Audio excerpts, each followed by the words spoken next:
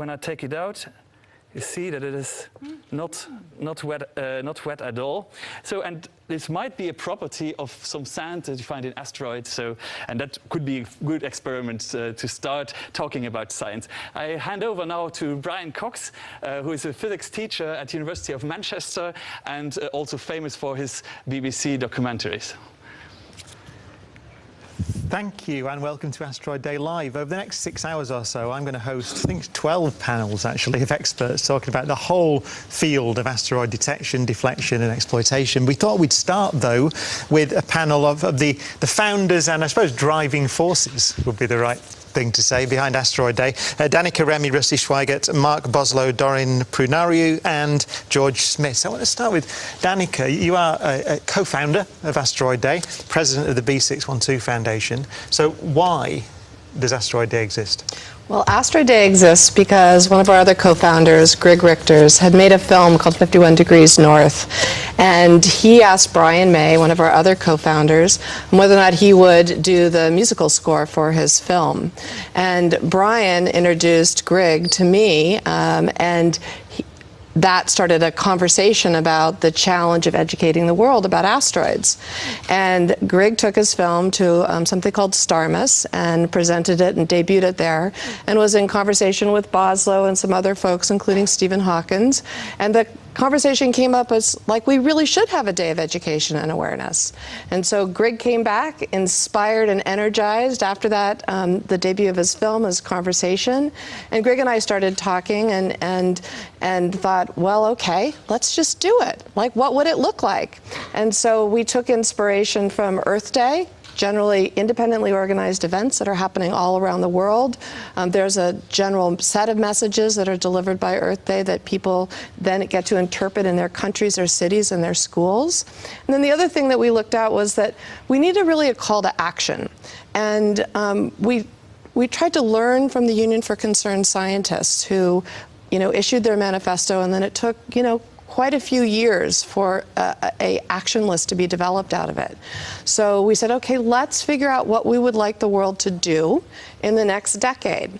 And that got me to enlist the other co-founder, Rusty Schweikart. And I said, well, what would we do, Rusty? Because you've been thinking about this for, at that point, 12 years.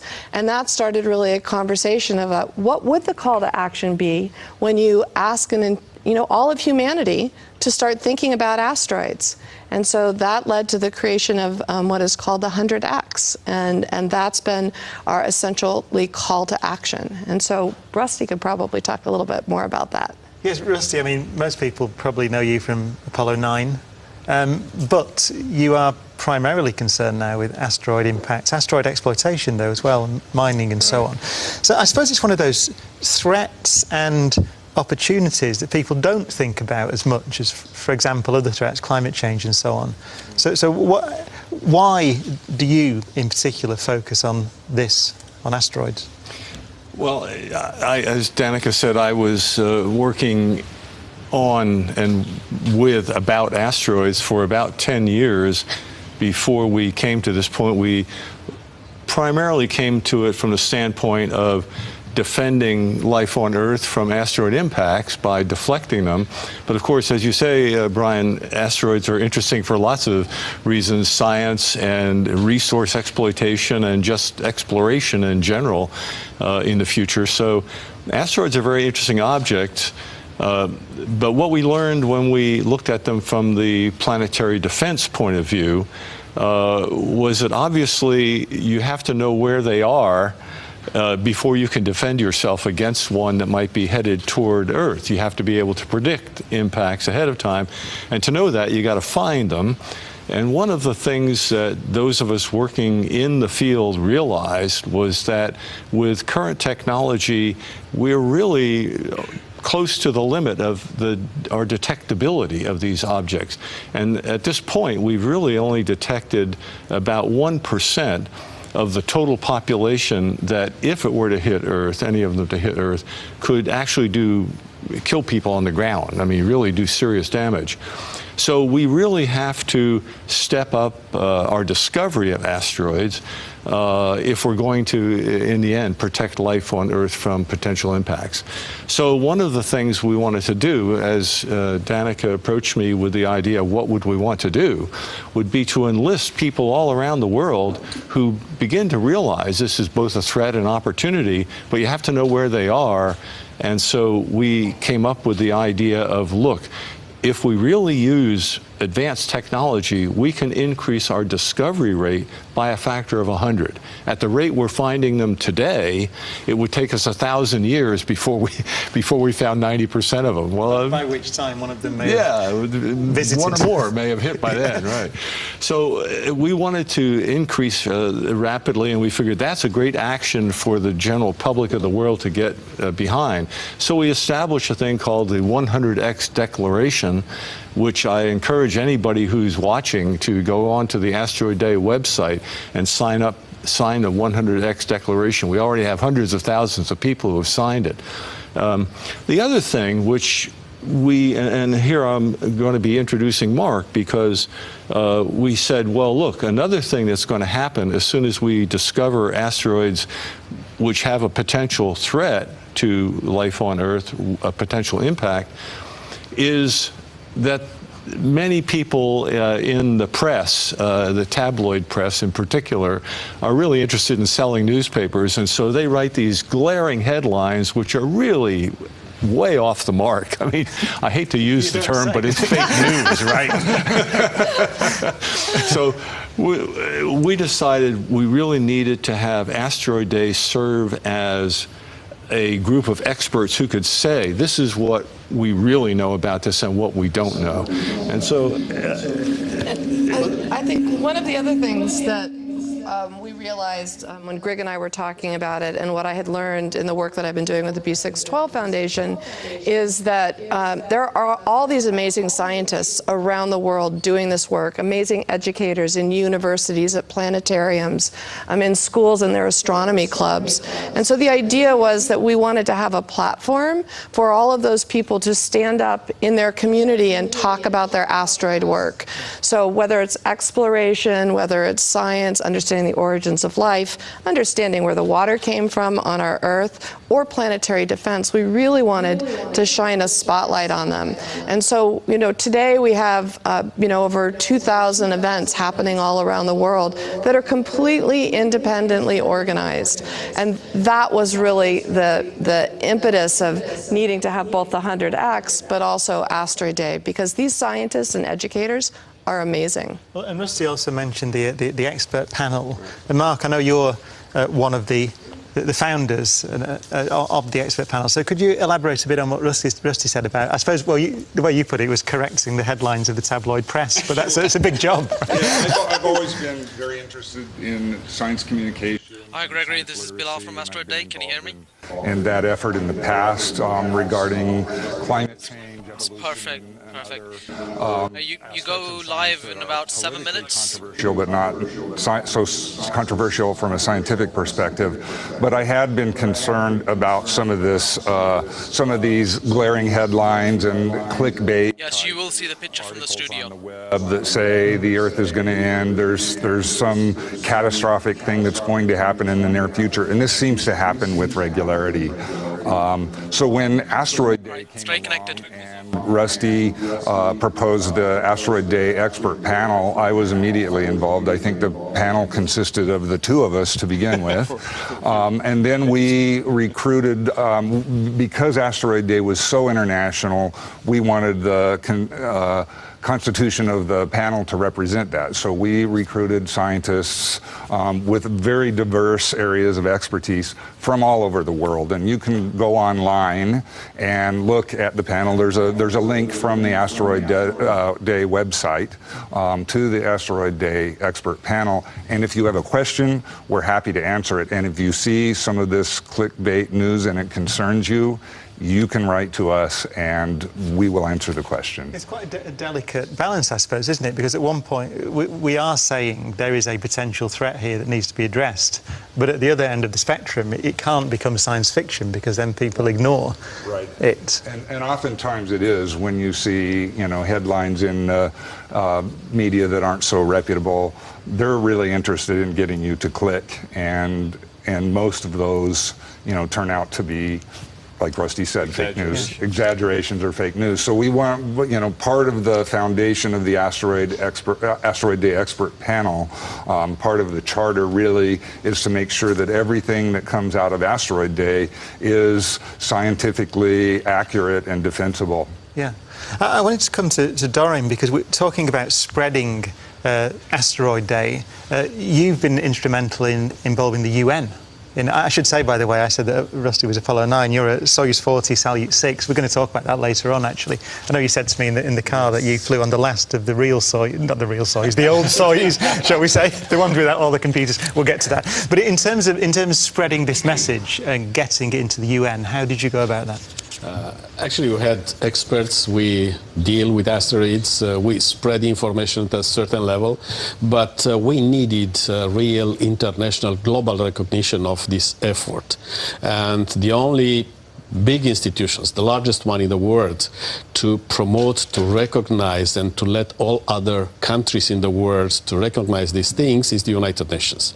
So I started work with Rusty in 2005 in the Near Earth Objects working group of the association, Committee on Near Earth Objects of the Association of Space Explorers. And it happened that in 2008 I was elected as a chairman of the UN Committee on the Peaceful Use of Outer Space, starting my actually job in 2010 to 2012. And we succeeded in 2009 to submit the report of our association, very deep, well done report, very well fundamented, to the United Nations as a working document for the Working Group on Near Earth Objects of the United Nations.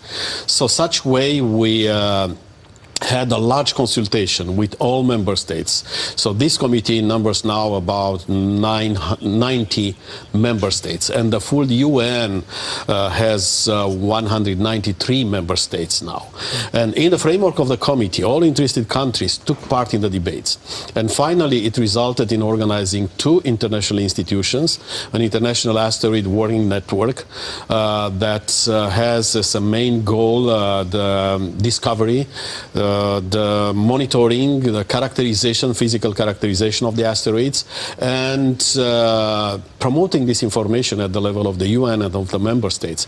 And of course, acknowledging about the dangerous asteroids, about the hazardous ones. The other institution which was created in 2014 is the Space Mission Planning Advisory Group. It gathers the most important institutions, national institutions in the world, space agencies, that could build technologies to deflect the orbit of the asteroids. And such way we just started work.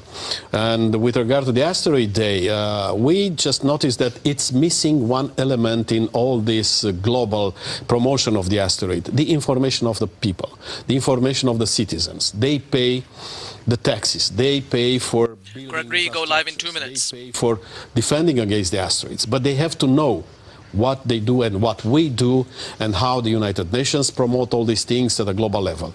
And the Asteroid Day just came right in time. In 2016, I proposed to this committee of the United Nations to ask the General Assembly of the UN to recognize the Asteroid Day as a global event. And in the fall of 2016, we had these recognitions, and now we organize this Asteroid Day globally, and we have broadcast all over the world for 24 hours, 48 hours, and promote science, technology, education, to let the Asteroid Day to be known by anyone. Yeah, the other component we're going to hear about a lot today is the Asteroid Foundation. George, you are heavily involved in the Asteroid Foundation, so what is that? Well, the Asteroid Foundation is a Luxembourg non-profit organization founded about a year ago with the goal to promote education, awareness, knowledge about asteroids. Now, you may wonder how this came about to happen here in Luxembourg. 1 minute, Gregory, 1 minute.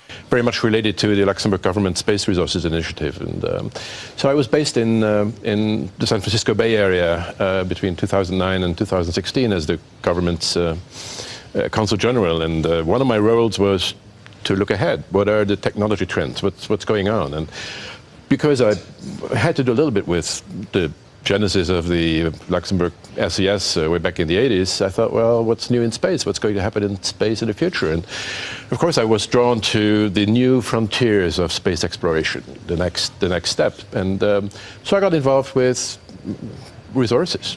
How do we use resources that are in space to reach the next frontier, to do more exploration beyond perhaps even our solar system. So the conclusion was pretty simple. We need to use the resources in space for future space exploration. So we started designing, while I was still in the Bay Area, this new Space Resources Initiative. And yeah, of course, there was those pillars about research and about funding and about creating new companies here in Luxembourg for this purpose. But I always insisted that it was very important to also promote education and awareness. Asteroids is not a daily subject around our dinner tables, so we need to inform the public at large what it is about, what these asteroids may be good for, what their threats are. And so while I was still in the Bay Area, I got introduced to Danica. And she said, wouldn't it be great to have Asteroid Day from Luxembourg in a live show? And that was the birth of the Asteroid Foundation, which we founded in last year to do the first show and other events, of course, that we're trying to promote in the area of education, awareness, and science. Okay, well, thank you all for now. We're going to discuss all these subjects throughout the next 6 hours, actually. But for now, over to Gianluca.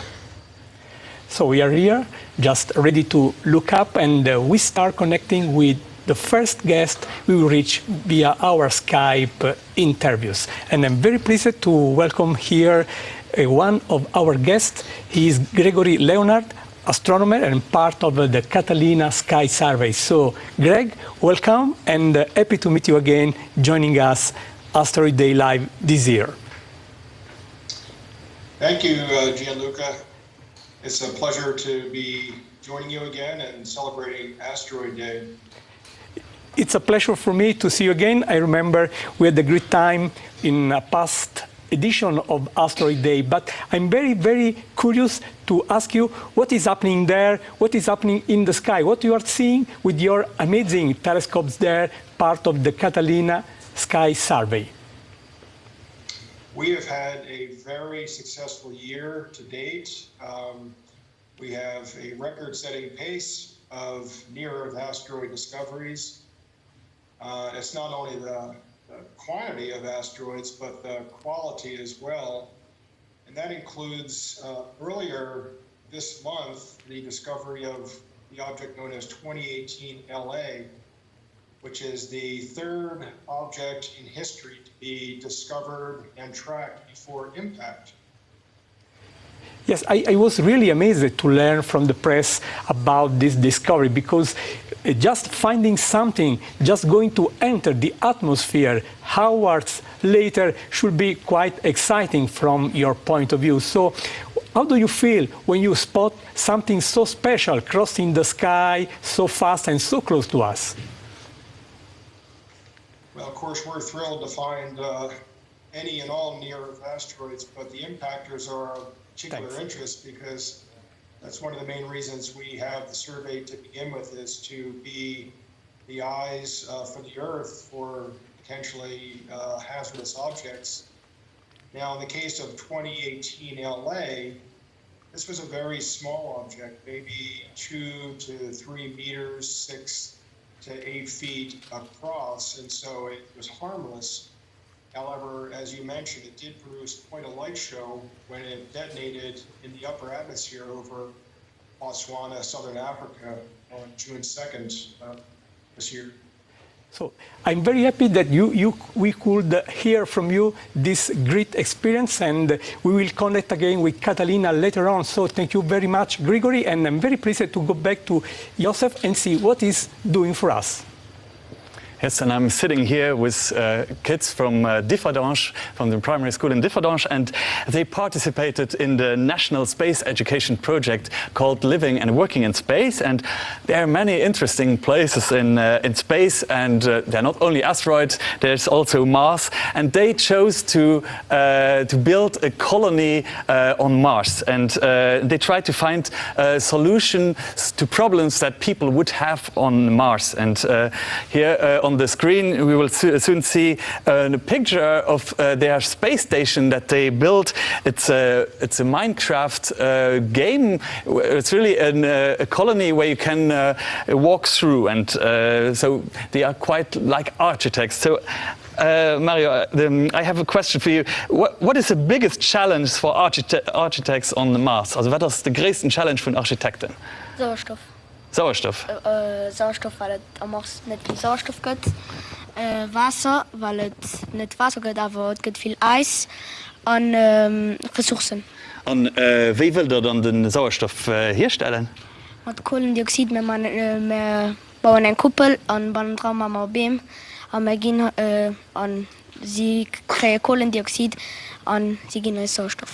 So very interesting. They said the biggest challenge would be to have oxygen on Mars, and they have ideas like to create oxygen out of carbon dioxide, which is present on Mars, and they want to plant first a couple a bowl and plant trees in it, so to produce oxygen on Mars. And so when you could go to space, could you imagine living there as expats so far away? Also kannst du dir vorstellen, so weit weg von deinen Kollegen zu wohnen? Ja, ich kann mir vorstellen, weil das nicht immer neben den Kollegen sind, weil so müssen sie noch relax sein.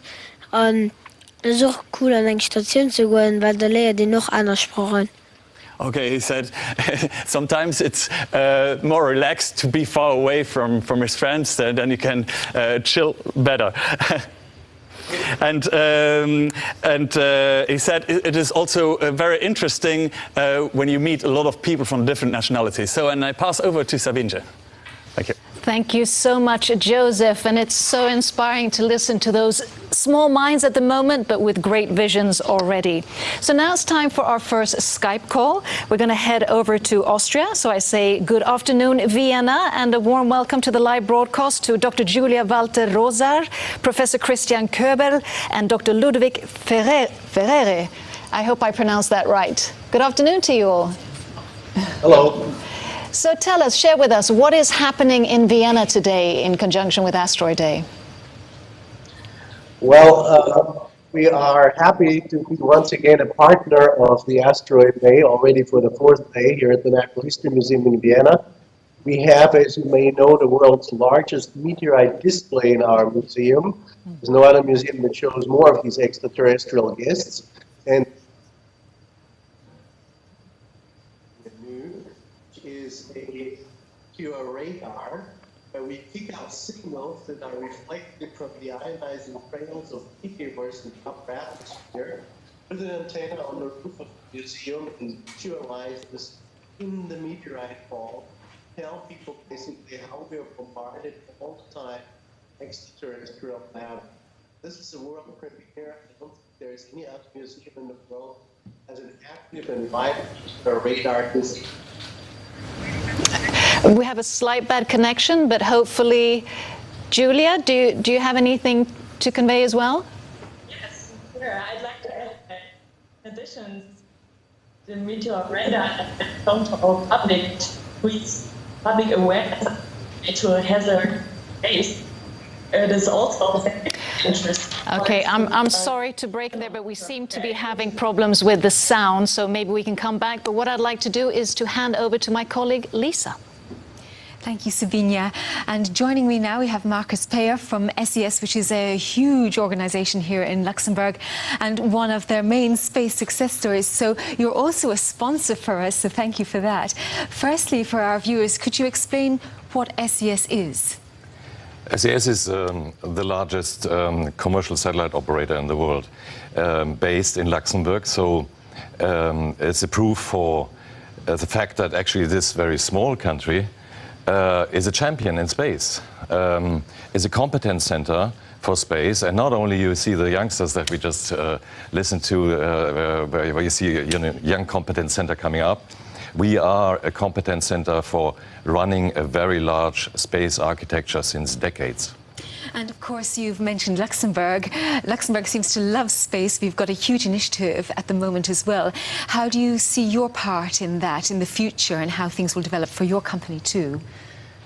We see our part, first of all, in delivering services from space, in doing business in space, in connecting people from space on the Earth. Our video signals that cross our fleet and are distributed over the Earth, over the planet, reach more than 1 billion people every day, every minute. That is a huge reach, of course, and beyond that, we connect people from our satellites with fiber-like speed from space. So connecting people, connecting businesses is our main task. Of course, we are also a proof for the fact that mankind, if you want to put it a little pathetically, doesn't have to put the question actually whether we want to go into space or not, or things like that. We are in space. We are operating a very large architecture far out there since 30 years. So it's not the question whether we go or not, it is the question where we go further. How do we go beyond? And the Asteroid Day is an example where actually we discuss how to go beyond. And just thinking about that, you have such a long history of success in space. There's many, many companies coming up now, not really in competition, but many different types of satellites as well. And so do you see any competition out there, or do you see it as a collaboration? Indeed, there is a revolution going on in space technology, on rockets and on satellites. And the demand for connectivity that people have on different continents, the demand, the need to still connect nearly 4 billion people who are unconnected on Earth today, that alone shows you that the competition will be very healthy and needed, because we need to accelerate really to get this job done and connect people. So there's enough space and place for technology and business out there for all of us. And we just want to finally thank you as well for being a sponsor and a real stalwart behind Asteroid Days. Thank you for coming in as well, live in the studio. Thank you. Thank you. And with that, we'll hand back to Brian for the next panel discussion.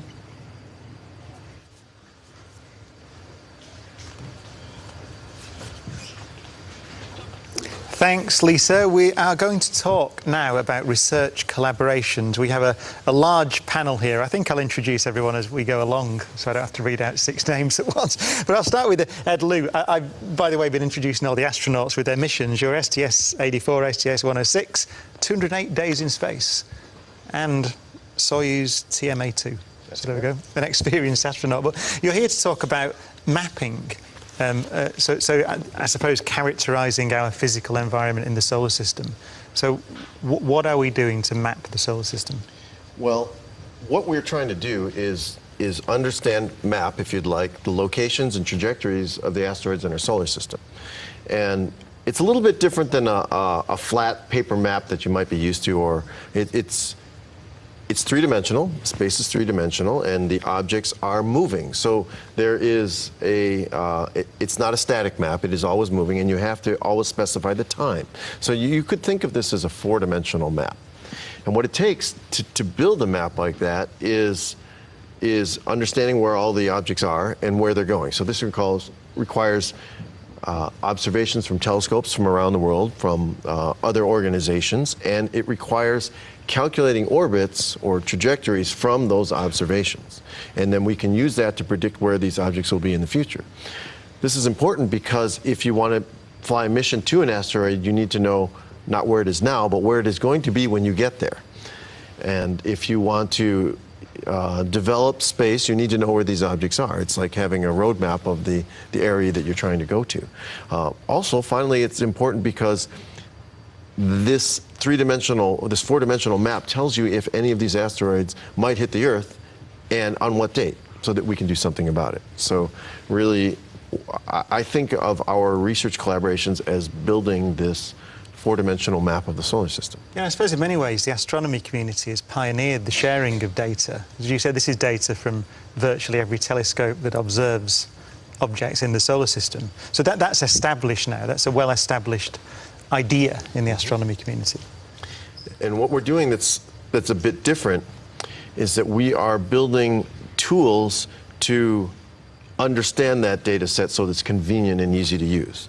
What most of the users of the data will want to have is answers to questions like, will this asteroid hit the Earth? Or where will this asteroid be at a certain time? Or what are the trajectories that can reach this particular asteroid?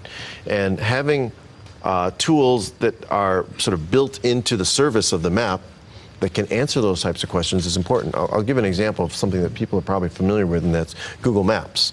Right? I mean, Google Maps, when you want to see a location, it doesn't send you back a satellite image of that location with no other information. What you can get that's most useful is you can actually tell you which turns you have to take in which direction, which roads to get from here, where you are, to that location. And if you think about it that way, it's a service that provides far more than just the raw images. Yes. Chuck Beams, you are chair of York Space Systems. So we're going to talk a lot today about the infrastructure that we need. Hi Joseph, this is Bilal from Asteroid Day. Can you hear me? In space. So how is that progressing now with I suppose a while ago we thought about national space agencies alone, but now access to space is getting... Hey, you'll be live in around 10 minutes. It's a phenomenal... It's a phenomenal revolution that's occurring in technology. Moore's law is continuing. Sorry, I didn't catch that. Could you repeat, please? What we're finding is that we're able to do incredible things with very small satellites, very small spacecraft, and being able to do, and that's true. And looking for asteroids. You will see the studio. You will see the host. Different endeavors, and one of the things that, besides being the chairman, your camera is frozen. Chairman of an alliance of small companies, space companies that are all kind of what sometimes is referred to as new space. And what we look at is how we can team with. I can hear you perfectly, but I can't see you. Your picture is frozen. The older, more established companies to have. I will call you back in 2 seconds. I'm going to disconnect and call you back. The other thing that I think is worth mentioning is that much gets in the focus of asteroids and all that is we forget about all the ground processing that has to occur, and it's very expensive. And a lot of the networking technologies that have been advanced in the tech industry have great applicability to collaboration between universities, private industry like I represent, government agencies that I used to represent. Picture's a little better. There is some light coming from the back. Is what I joke. Is that daylight? Social engineering. Really, it's less about the technical side of it. It's more about the human sort of having these partnerships and these relationships of trust and all that. So. Yes. Yeah. I think that's better. If you don't have light coming from the back of your head, that'll be better. Infrastructure projects at the moment, I suppose, the LSST, the large Synoptic survey telescope in Chile. Could you, and we have to speed up a little bit, unfortunately, but could you tell us about that project? Yeah, so LSST is the next big survey project in astronomy. So what we're trying to do there is to build a large telescope that's at such a scale that it not only enables one to observe, say, galaxies or stars in a particular science case, but in essence covers the entire sky, turns it into a database, and then we can mine it for anything we want.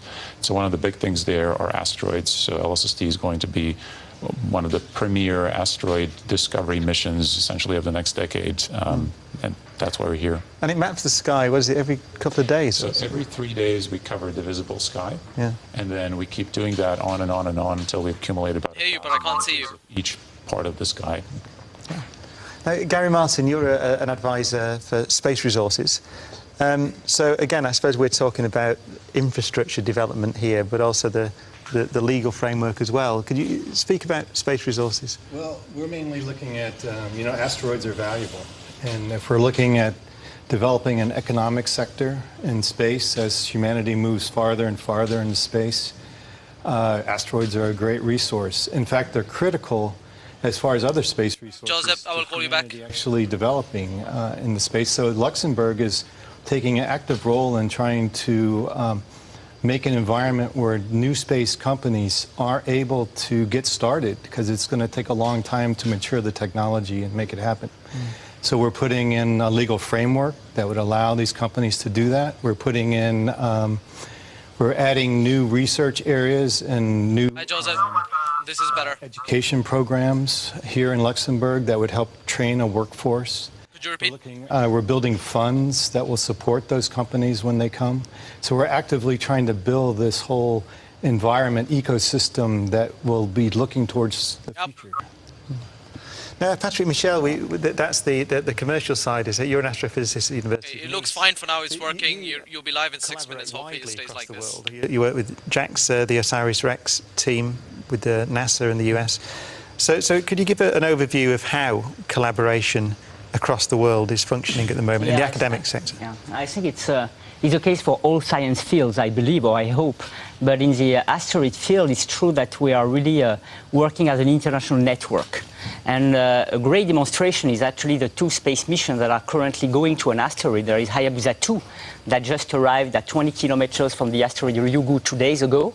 It's a Japanese mission which will get back a sample to Earth in 2020. And there is OSIRIS-REx, which is a NASA mission that will arrive mid-August at the approach phase to another asteroid and stay 2 years to get a sample back. And I'm actually involved in the 2 teams. And I'm not the only one. We have an overlap between the teams. And, you know, space sector is always very sensitive because we have the first new images. And actually, this is the first time in the history, 2 days ago, that we got detailed image of a carbonaceous asteroid. I mean, we think it is carbonaceous. We'll know soon.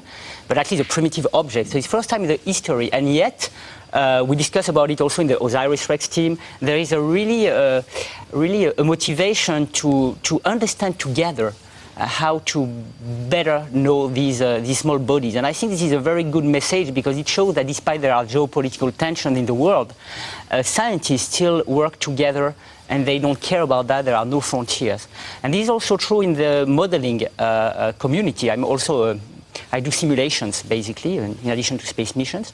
And the thing with asteroids, which is fascinating, is that they need different communities to work together, because asteroids involve chemistry, granular material mechanics, structural mechanics, geophysics, dynamics, etc. And now we are at a stage where if we want to better understand them, we need to put all these expertise together in order to improve our understanding. And this, of course, the expertise are not the same in every country.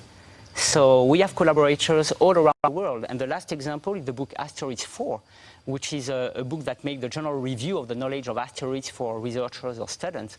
That was published in 2015. And there were 160 authors around the world that contributed to this book.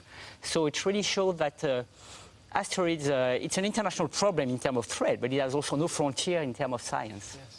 Now, Ian Carnelli, so you're the General Studies Programme Manager at ESA. We've talked about private sector collaboration, academic collaboration. There's also inter-space agency collaboration. Yes, I'm happy to say that about in the year 2000, when we started looking at the planetary defense, it was still an orphan subject in the agencies. And today, 18 years later, we have well-established planetary defense programs, both at NASA and ESA. We are building out collaborations for future space missions. NASA is moving ahead with the DART mission. We're trying to get here as well. And as Patrick was saying, the investigation teams on both sides are actually shared members, and we share knowledge between them. In addition, the United Nations is also supporting the establishment of the International Asteroid Warning Network, which is a virtual network of assets that are discovering and tracking asteroids, as well as the Space Mission Planning Advisory Group, which federates agencies around the world to decide when we should take action and how we should plan a planetary defense mission. Is this a question to all of you, really, is this one of the great benefits we haven't talked about yet? So we've talked about the acquisition of knowledge, the access to resources, planetary defence, but also the fact that we are forced to collaborate together globally. It's often, the International Space Station is often described in these terms, isn't it? One of the great benefits of it is we have to collaborate. So is this a key element? Space diplomacy projects you can Space think diplomacy. of. You know, it's like the ISS. It does fantastic science. It's pushing the boundaries of knowledge. Planetary defense is federating agencies. We have requests from Russians. We have requests from South Koreans and Indians to participate in a planetary defense demonstration mission. It really shows we want to all work together. This is really a planetary issue. Yeah. We've got it very briefly because we've run out of time as always. That asteroids interest in very different communities. Planetary defense, science, space resources, and they are motivated about asteroids for very different reasons. Protect the Earth, improve our understanding of the solar system history, make business, but they all need the same knowledge.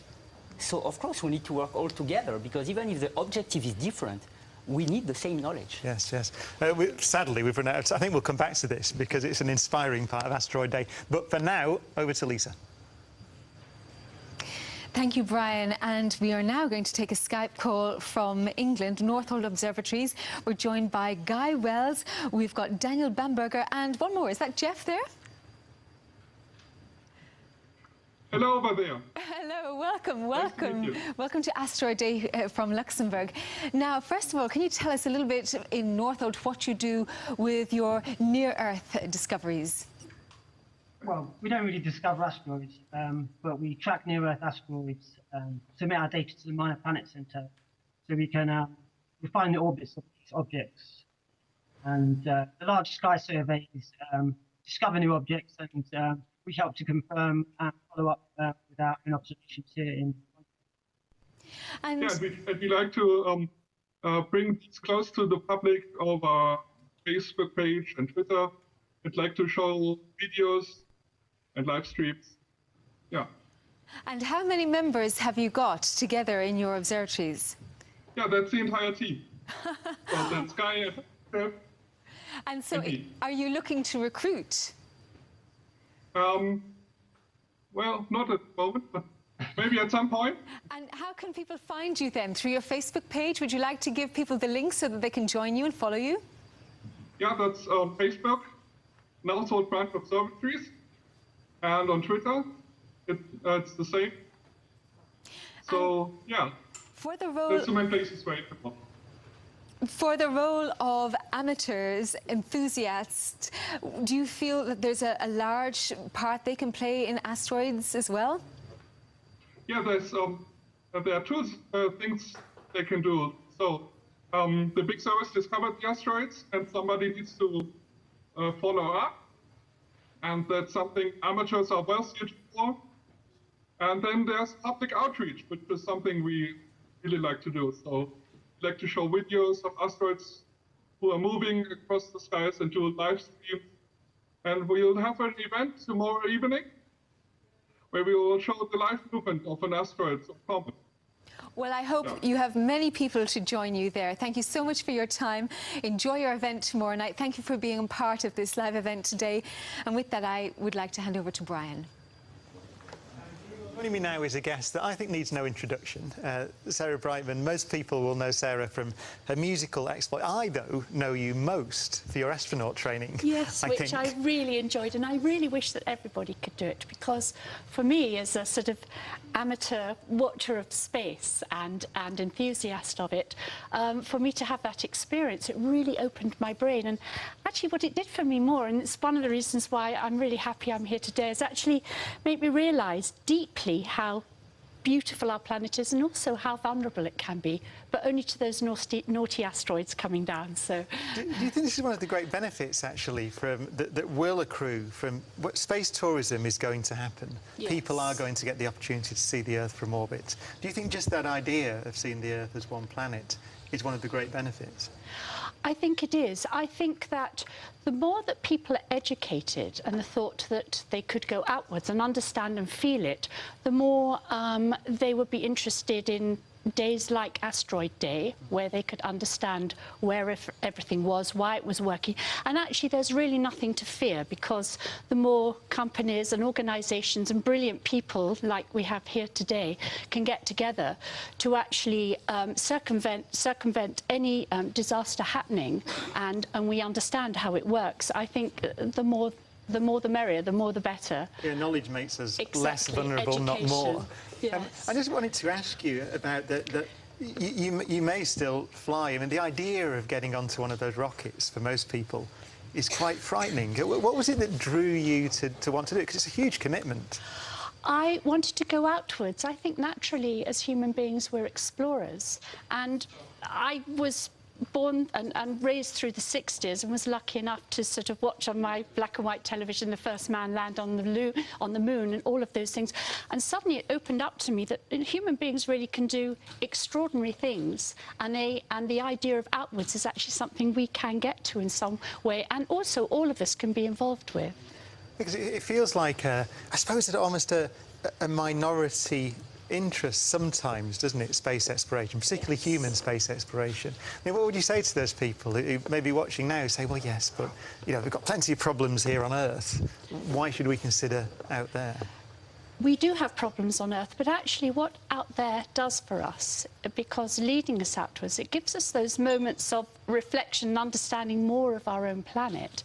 And it gives us a huge amount of happiness, because there will be in the future, not in our lifetime, I'm sure, but there will be in the future places that we can go, places that we can explore. There won't only be our planet, but I do reckon when those days come, when we all here in this room are gone, is that we will understand that our planet, our beautiful sphere there, is something that is very, very extraordinary and something even more to look after.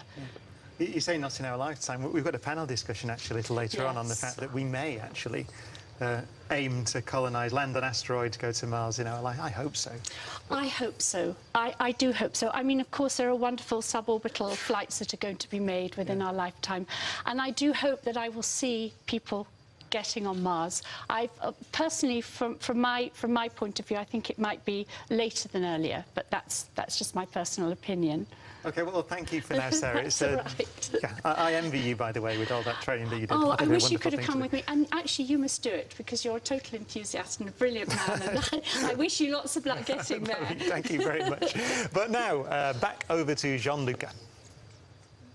Thanks, Brian, and we continue meeting the people looking up for asteroids. And right now we are going to meet Richard Wainscott, who is an astronomer part of the Pan-STAR survey, probing the sky every clear night to find new potentially hazardous asteroids and many other interesting objects. So, hi, Richard, and welcome to Asteroid Day Live. Thank you. And I know that you are really doing such a great job as part of the Pan-STAR survey, and I would like to have you just summarizing some interesting things you have done recently, and I know that you have something important you would like to share with us, by the way. Well, right now we're close to full moon, so it's a little bit. Since the part of the month isn't quite so useful to us, we have to look away from the ecliptic, and the moon is kind of this big nuisance that gets in the way from us from discovering asteroids. The information that I wanted to share with you was that 2 days ago we discovered we published a paper in Nature on what was thought to be an asteroid, and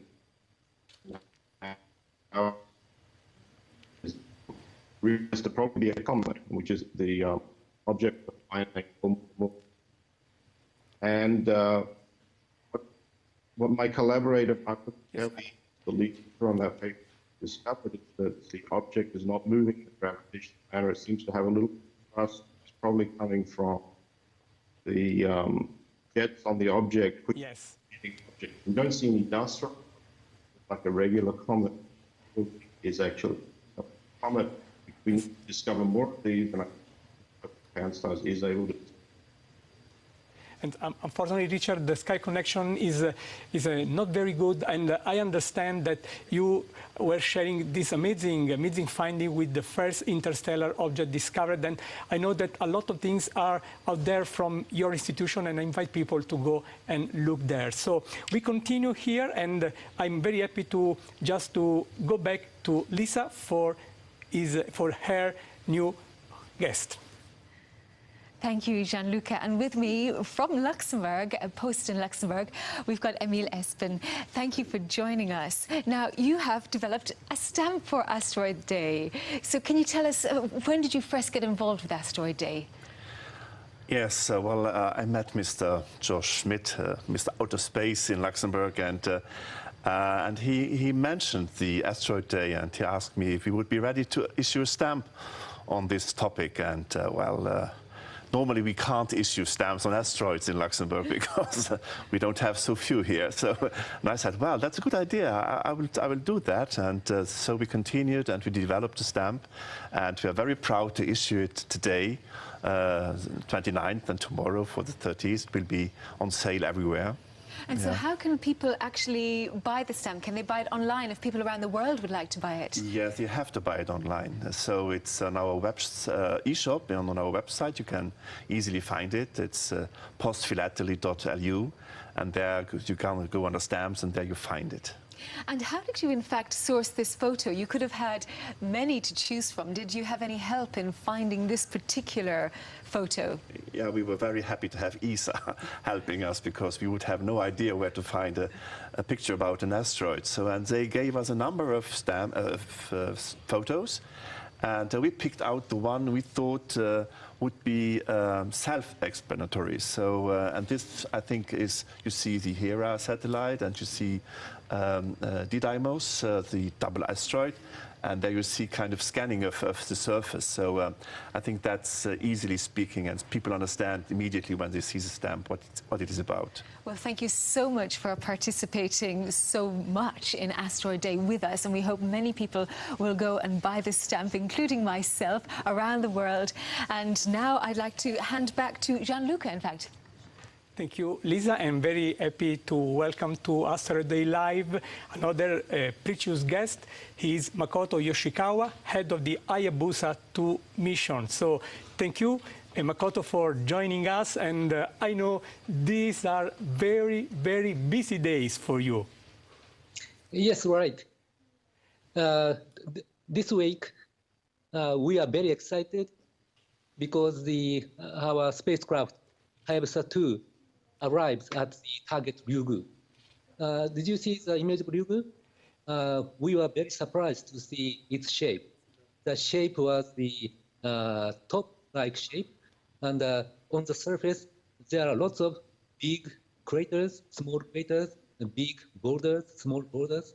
So I think this object is very interesting for science, not only for science, but also for the planetary defense too, because Ryugu is a near-Earth asteroid, and it is a C-type asteroid. So I think this is very interesting. So now we are very excited.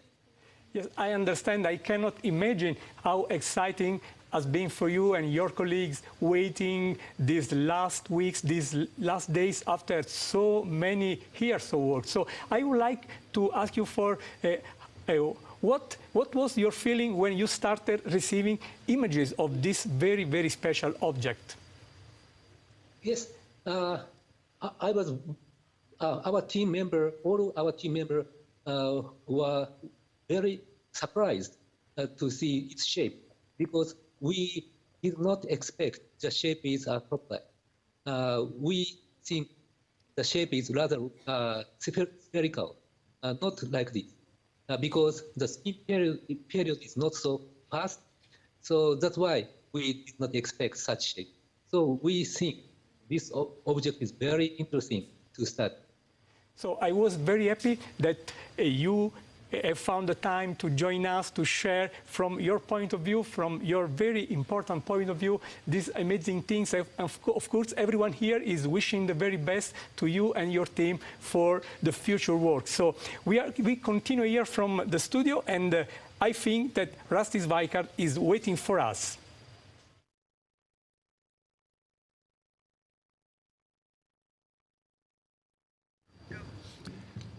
Hi there.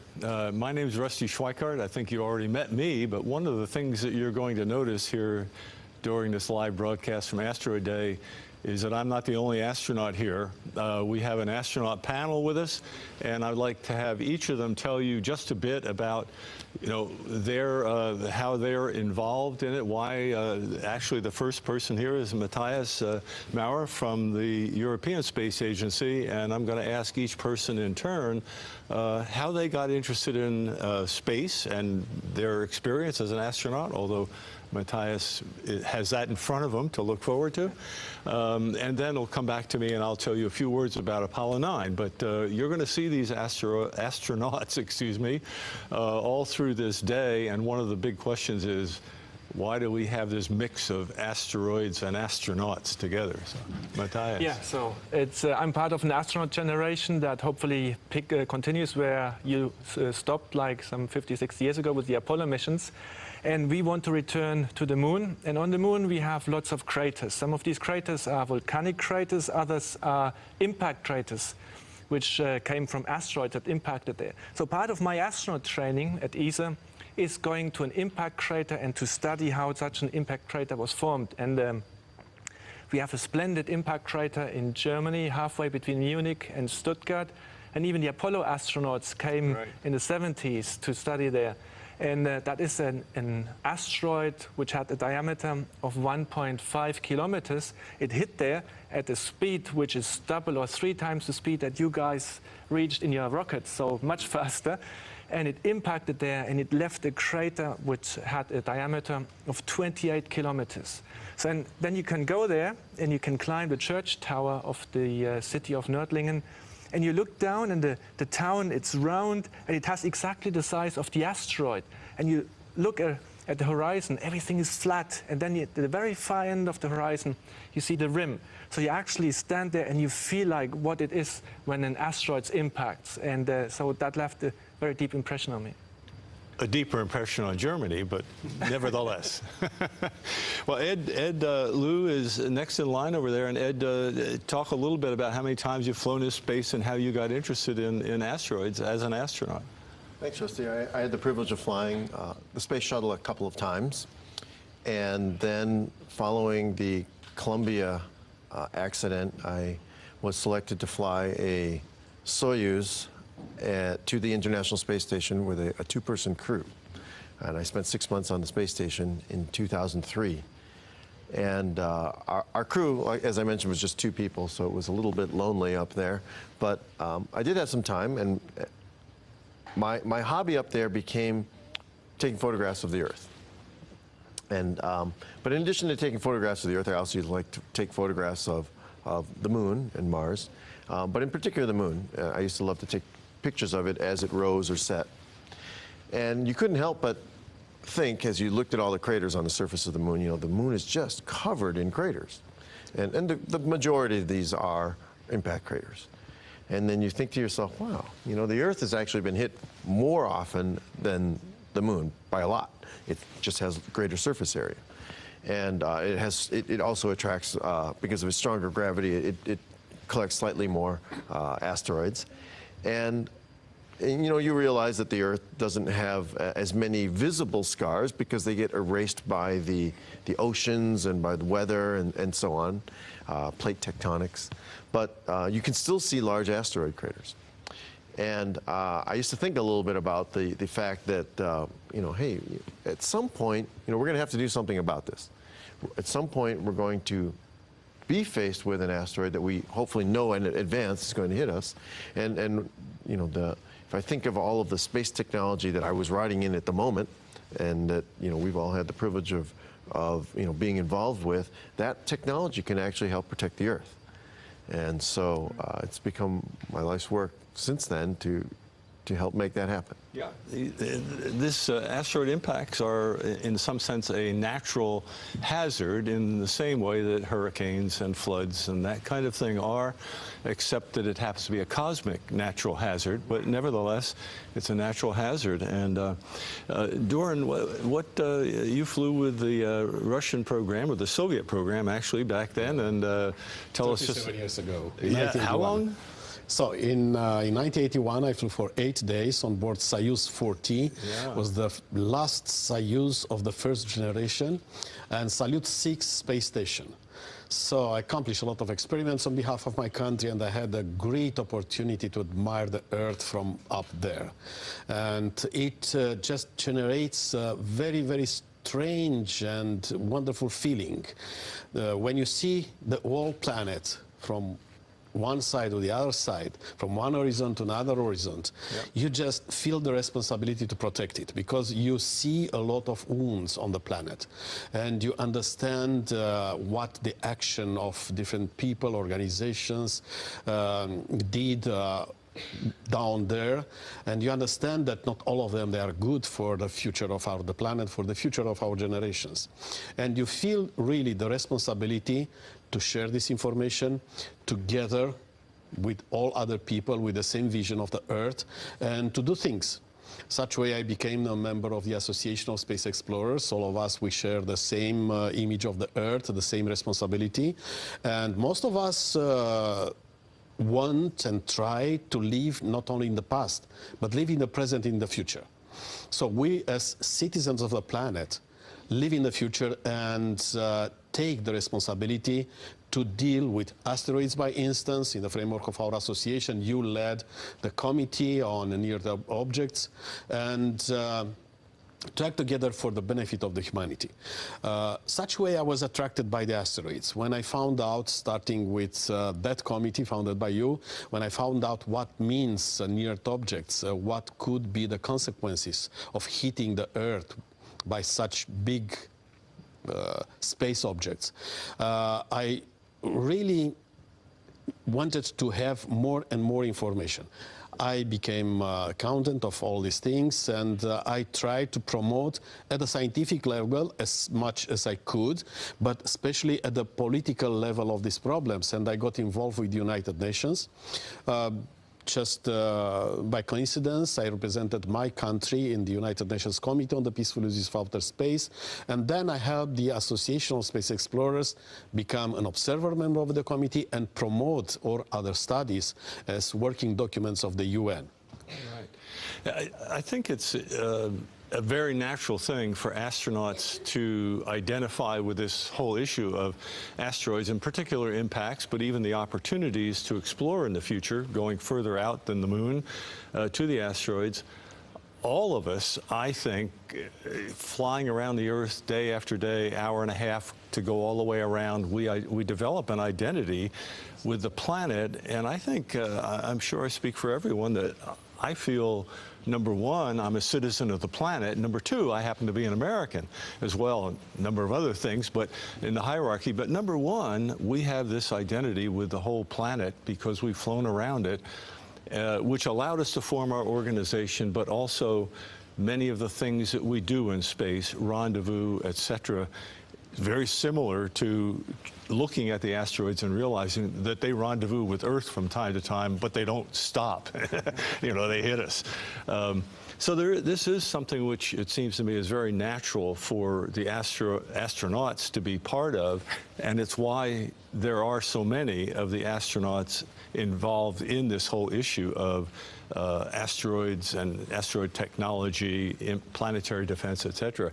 I flew on Apollo 9, and one of the first impressions I had of asteroids was looking down when we were very well dark adapted and seeing asteroids hit the Earth below us, burning up in the atmosphere. And at first we couldn't figure out what were those flashes of light. And then, of course, we realized, oh, we're seeing asteroids that had come down past us on the way to hitting the Earth. So that was sort of my first bit of introduction. But you are going to see us throughout the day on various panels, and I hope you enjoy the perspective that we bring to this, as well as some of the technology and other work that we do geopolitically, as Doran said. We're going to break now, and I'm going to turn this over to Aaron Burnett from CNN, who's going to show a very interesting clip on asteroids from their perspective. To Asteroid Day 2018. As some of you may know, the UN has labeled Asteroid Day as a global day of education, and it's important because the risks are great. We're sitting here on this day because this was the day in 1908 that an asteroid struck the Tunguska in Siberia, leveling an area bigger than any metropolitan city on Earth today. With me now are two of the key players in Asteroid Day. Ed Liu is an astronaut and astrophysicist through his organization, the B6112 Foundation. He's dedicated to protecting our planet from asteroid strikes. He's done everything from overseeing Google Street View and Google Maps to spending 6 months on board the International Space Station, spending 206 days in space. Also with me, Tom Jones, scientist, author, astronaut, pilot. He flew B-52D strategic bombers, among many other things, and has flown on 4 space shuttle missions. He also has been studying asteroids for years. So it is wonderful to have both of you with us to talk about such a crucial topic. Ed, let me start with you. The Trump administration just came out with a report this month, 18 pages, on asteroids and our preparedness for them. What's your gut reaction to this report? Well, I think we've been looking forward to this report for a while. This is actually a follow-on to a previous report in which they laid out their primary goals. This report is on how they intend to meet those goals. So the actual plans for finding and tracking asteroids and the tests for deflecting an asteroid should we actually find one on its way. So, Tom, what do you make of that? Where are we right now on this crucial issue? You know, we've all seen, obviously, the movie, right? The Tom Hanks movie, and that sort of has captured the popular imagination. But when you talk now about intercepting or deflecting an asteroid, where are we right now? Well, it's good to have a plan. It's good to test the plan. And I think where we are today is we have an idea of how we can apply space technology to deflecting an asteroid that's on a collision course with Earth. But we don't really know whether that plan is going to work unless we test it. And I think what NASA has done in its action plan is to outline the need for an actual space demonstration of a deflection. And so we would send a spacecraft, in this case it's called DART for Dual Asteroid Redirection Test, smacking into an asteroid, a harmless asteroid, in about 2022, and then measure the effects of that. So where we are today is we know of a lot of asteroids. None are headed our way, but the test that's planned would prove that we can put our space skills together with our international partners and actually do something where we get warning of a rogue asteroid. Wow, all right, so that we're getting there and we're actually, you know, we were looking at the time frame. By the way, I think I confused my action heroes, Bruce Willis, right? Not Tom Hanks. So Ed, you know, the report concludes, you know, as you read through it here, quote, NASA and its partners have identified more than 95% of all asteroids that are large enough to cause a global catastrophe, and none of those found poses a threat within the century. So, you know, you and I were talking about this as we got ready for this discussion. You said to come away from that thinking, okay, the problem is solved, nothing to worry about, would not be the right takeaway, right? No, and in fact, the report even points this out. The report points out that they have found 95% of the very largest of asteroids, the ones that would wipe out human civilization, or at least make it completely different than what we have today. The report points out is that the smaller asteroids, ones that might only destroy a country or only collapse the world economy or only kill 50 million people or something like that, or all the way down to just a few million people, those ones are not yet found, and that's our current task. I mean, it's terrifying. You're talking about, as you point out, only 50 million people. I mean, I guess it depends on the definition of the word catastrophic, but that would certainly be catastrophic to human civilization as we all have experienced it. You know, Tom, there's an argument out there put out by a former Microsoft technologist now who argues in the journal Icarus that the data out there about asteroids, specifically from NASA, might be wrong. You know, we might not really even know the sizes of what's out there. And if you don't know what you're looking at, how do you know what to be afraid of, or how do you know what could strike? How confident, Tom, are you right now in our technology to know what's out there, to know what could strike Earth? Well, NASA's been looking for rogue asteroids, particularly the ones that are in orbits that approach that of Earth, for the last 20 years or so in a very systematic way. And this controversy that you mentioned is concerning only one space-based telescope that offers up only a small fraction of the asteroids that have been discovered to date. So the ground-based telescopes that NASA funds annually to the tune of about $50 million a year, they do a fine job of tracking and discovering new asteroids every year, but that process is very slow. And so that controversy only affects the results from this NEO-WISE spacecraft. All the other tracking programs that NASA funds are going great guns, and there are over 18,000 near-Earth asteroids discovered to date.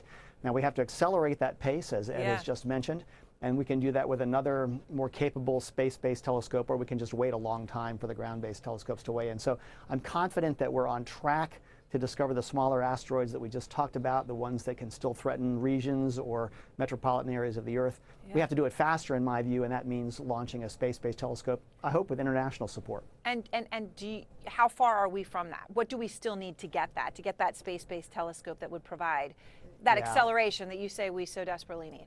Okay, so NASA spends about $50 to $60 million annually on asteroid detection and warning and technologies, and we would have to double that pretty much over the next 10 years to fly this space-based telescope. It competes with science missions. However, this is a public safety mission, and I think NASA should put the appropriate priority on that and get that job done in about the next 10 to 15 years. You know, Ed, many of those watching have seen the maps of the destruction, and they're aware. I mentioned Tunguska, right, as the reason for Asteroid Day, or the reason you observe it on the day that we do. But if an asteroid the size of the one which hit a remote area of Russia, of the Tunguska asteroid, struck New York or London now, modern New York or London, if you just look at a map of New York, everyone can see what the destruction would be. You'd be talking about the powerful, a bomb is 500 times more powerful, for example, than the one which hit Hiroshima. Millions and millions of people could die. What do we do now, Ed? I mean, when I hear that, obviously, I'm scared, as is everyone, because we don't know really what's out there. Something a lot smaller could cause huge damage. We don't really know what's there, and yet you say fear is not the main word you would use to describe where we are right now. No, I think we've got an opportunity here. I think we've got a brand new frontier that we're moving out into, and that's space. And that, whenever you have a new frontier, the first thing you really need to do is map and chart the objects that are out there. And in this case, most of the objects in the solar system are currently untracked. And those are the asteroids we're talking about, both small and large. And I think that, if you really look at that, I mean, this is our ticket to expanding out into the solar system. It's where the resources are. It's our navigation aids. It's also the things that sometimes hit the Earth. But you can solve all those problems. You can open up the solar system by getting a proper, complete map of the asteroids in our solar system. So I really look at this as an opportunity. And how far away, Ed, do you think we are of having a complete map? If you were to get what Tom just referenced, say double the resources from NASA or elsewhere, but that space-based telescope, how far are we from getting that map if all that fell into place? Well, we're making good progress. Tom mentioned this space-based telescope. There is also a very, very large ground-based telescope currently under construction called the LSST, which is coming online in a few years. It's going to really revolutionize the number of asteroids we find. And there are new technologies to find the ones that even those telescopes are going to miss. And so I'm pretty confident that in the next decade or so, couple of decades, that we should have a very good inventory and an accurate track of all the asteroids in our solar system that are both useful as well as potentially dangerous.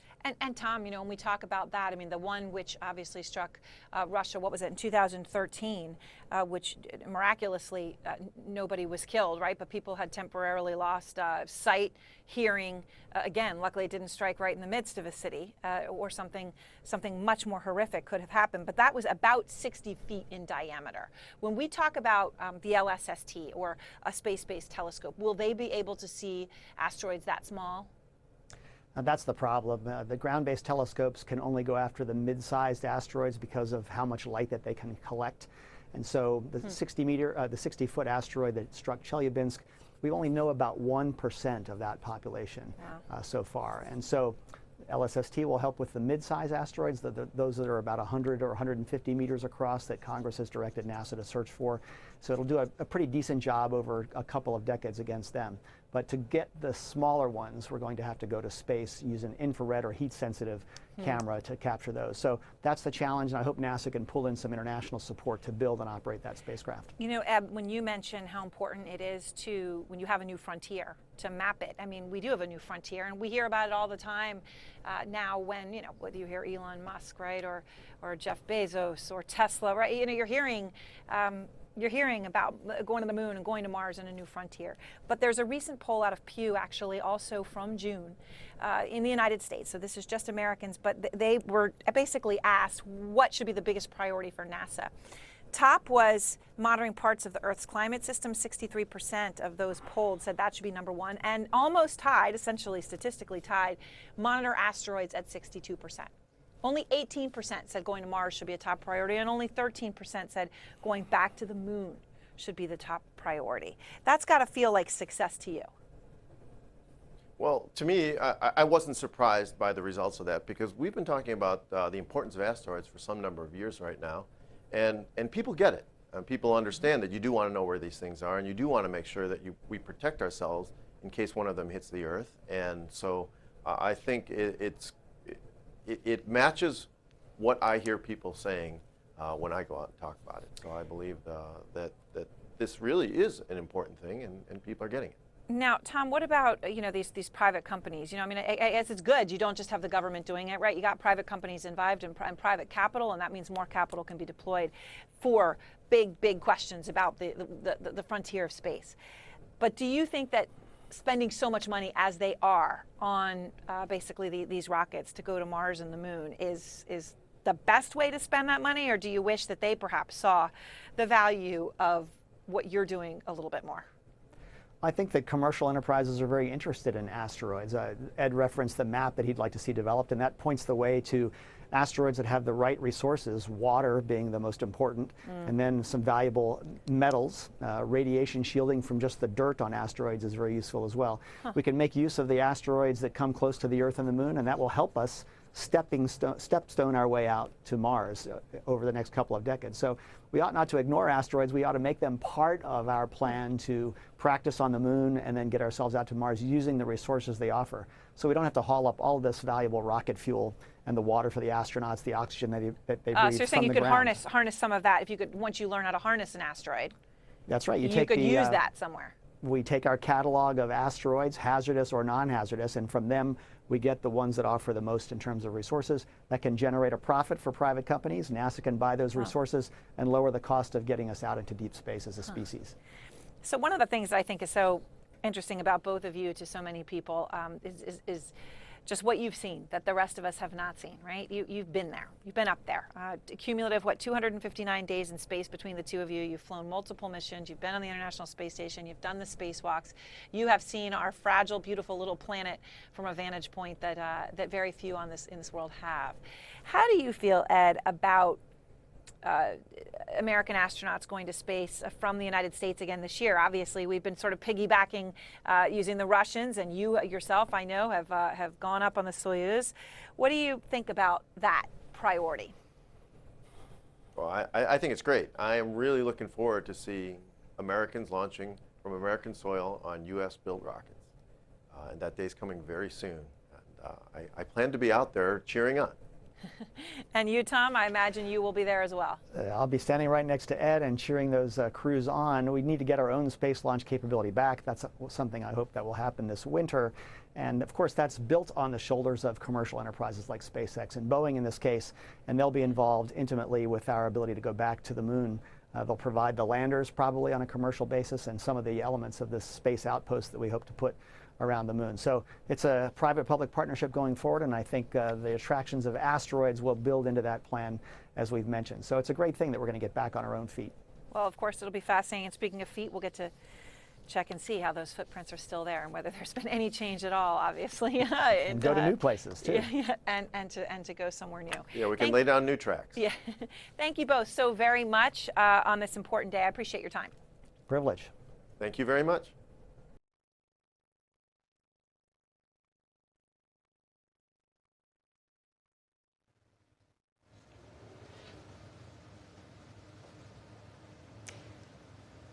So welcome back to the live broadcast of Asteroid Day. It's now time for us to have a Skype call with the United Arab Emirates. And I'd like to say good afternoon and a warm welcome to Dr. Liu Is. Good afternoon. How are you doing? We're doing very well. And how is everything over there? Oh, it's fine. It's very hot. Mm-hmm. I know that the United Arab Emirates, you've been doing a lot of activities around Asteroid Day. You've had everyday shows and competitions and so forth. So enlighten us a bit. How has it been? Yes, yeah, we are having a very special Asteroid Week of activities just to celebrate the 30th of June, the Asteroid Day.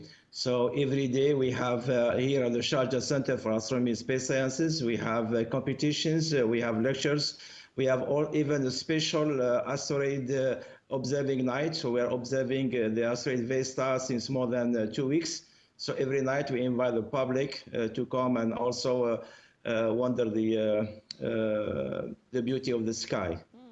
Yes, because I know, I mean, asteroid Vesta is the second largest object in the asteroid belt. So how have the observation been going? Has anything happened so far? Well, as far as we know, so asteroid Vesta is the fourth in terms of size. So we have been observing it every night for a couple of hours. It does move a little bit slow. So what we're doing, we are taking pictures every 10 minutes, and then we stack all the images to see how the asteroid is moving. So it is an excellent experience for the people to see that things for sure move around. Lovely. Well, thank you so much for participating with us, and have a continued great day. Thank you. And with that, over to Brian Cox. Thanks, Sabinia. Now we have a panel, well, it's science time, essentially. We have a panel on the role of asteroids in shaping planets, our solar system, including the Earth, the Moon, and the origins of life. If I could start with you, Patrick. We often hear that asteroids, exploring them is part of the key to understanding the formation of the solar system. So why do we say that? Yeah, so this is true. In fact, the solar system was formed about 4.567, this is easy to remember, billion years ago. About. Yeah, about, with some error bars. But anyway, no, actually the reason why we know that is thanks to asteroids. So this is actually a piece of a meteorite. And you can see on this meteorite, so that comes from asteroids basically, you have little inclusions which are called calcium aluminium inclusions, and they date the time zero of the solar system. This is the oldest material you will ever find, because the oldest material on Earth is much younger, because the Earth was cooked, was transformed in terms of chemistry, yes, sorry. And therefore, if you want to go back earlier in time, the solar system, you need to access rocks which never experience big heating processes, etc. And asteroids are so small that they contain the original composition of the solar system. And this is a piece of meteorite where you can measure the time where these elements were formed. And I have in my hand the oldest elements. So that's why asteroids are very interesting, because they allow us to do that. And the reason is that initially the solar system was the sun surrounded by a disk of gas and dust.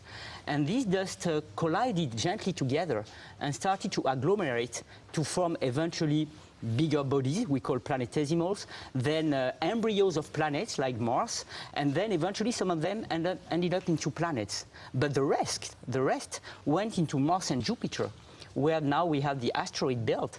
And therefore these asteroids are the bricks of the remnants of the planet formation. So they are kind of a queen of the solar system, because they really allow us to trace back the history of the solar system. And actually, we give them the names of goddess of Greek mythology, the first one. So queen is a good analogy. Alan Fitzsimmons, welcome. We haven't met you before, the Professor of Astrophysics at Belfast. So there are different kinds of asteroids, and there are also comets. There's a population of small objects out there. So could you describe that population? Well, it's difficult because there are so many. When we think of an asteroid in our heads, quite often we think of just a normal type of rock. But we know from our observations from telescopes of asteroids throughout the solar system that there's a huge variety of these types, of these compositions. And we go from the inner asteroid belt, where we see primarily very rocky objects, almost similar but not quite the same as the rocks we would find on the surface of the Earth, out through to the outer edge of the asteroid belt, where we see rocks that are very much more rich in elements such as carbon. They almost look like pieces of coal or soot or charcoal. And when we go even further out, we see objects that have a lot of ice within them. And these form the comets that we see. Now, when we look closer in towards the sun and we look around the Earth, we see all these various types of object there in near-Earth space.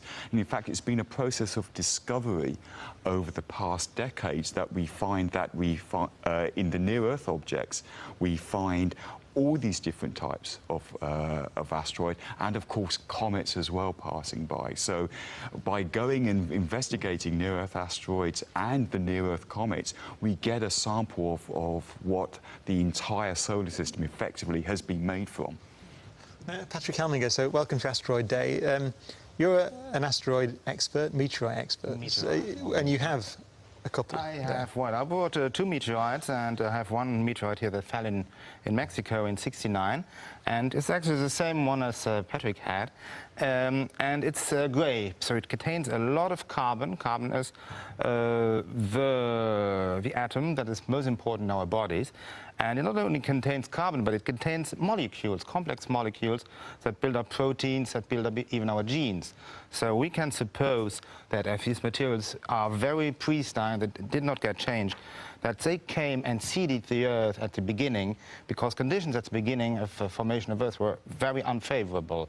And so the start of molecular formation could well have been in asteroids. And here we have a piece that brings this back to us. And I bought another one. It fell in 1960 in Australia and has a beautiful name of Milby Lily. And in its mineral structure, it contains water. And this water has exactly the same signature as water on Earth. And now we know through observation, and especially since probe Dawn went to visit Vesta, the asteroid Vesta, that it's from Vesta. So we can suppose that the water that came to Earth, that formed our oceans, rivers and lakes, that at some point when the Earth cooled down sufficiently in the beginning, was brought down by asteroids from the same time probably as this same meteorite that fell only a couple of decades ago. And I suppose it sounds surprising to many people because, of course, today the solar system is pretty quiet. But the idea that they could deliver enough material sounds surprising. But Rusty, the history, the impact history of the solar system is written all over the surface of the moon, isn't it? So it didn't used to be this quiet. No, it definitely was not this quiet, especially in the early formation of the solar system. And we have a period that all of the scientists have declared somewhere between 500,000 years after the formation of the solar system and a million years after the formation of the solar system, where the late heavy bombardment occurred, and many of the biggest craters that we see on the moon were formed. And there were similar impacts with the Earth. I mean, people look around the Earth today and they say, well, why are you worried about asteroid impacts? I don't see any holes in the ground. And there are about 200 of them.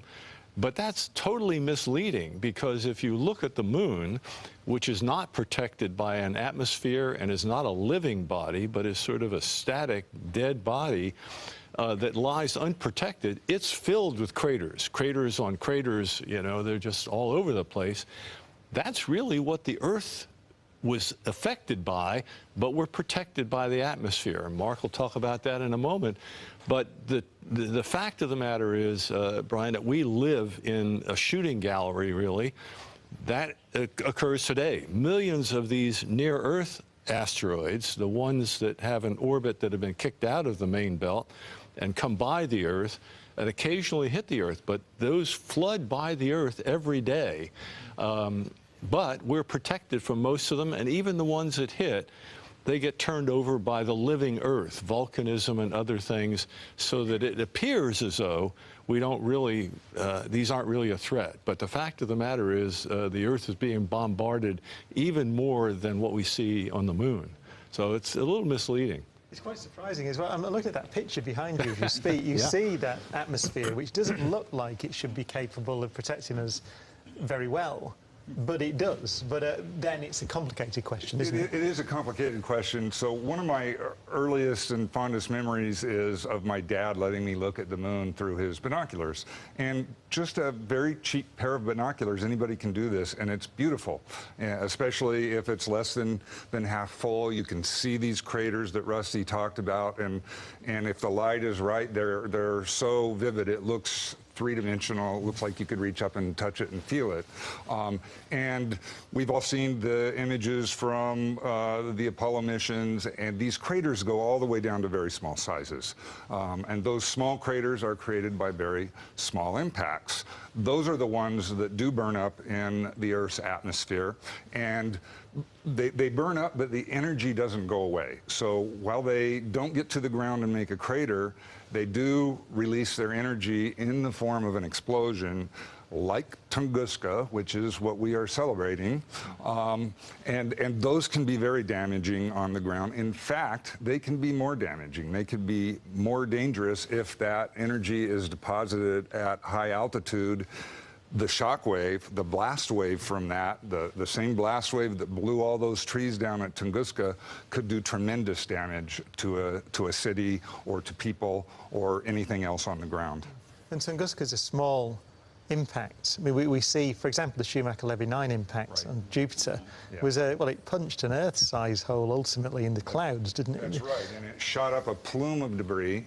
The plume of debris came back down, and that created the scars that we're seeing above the cloud tops of Jupiter.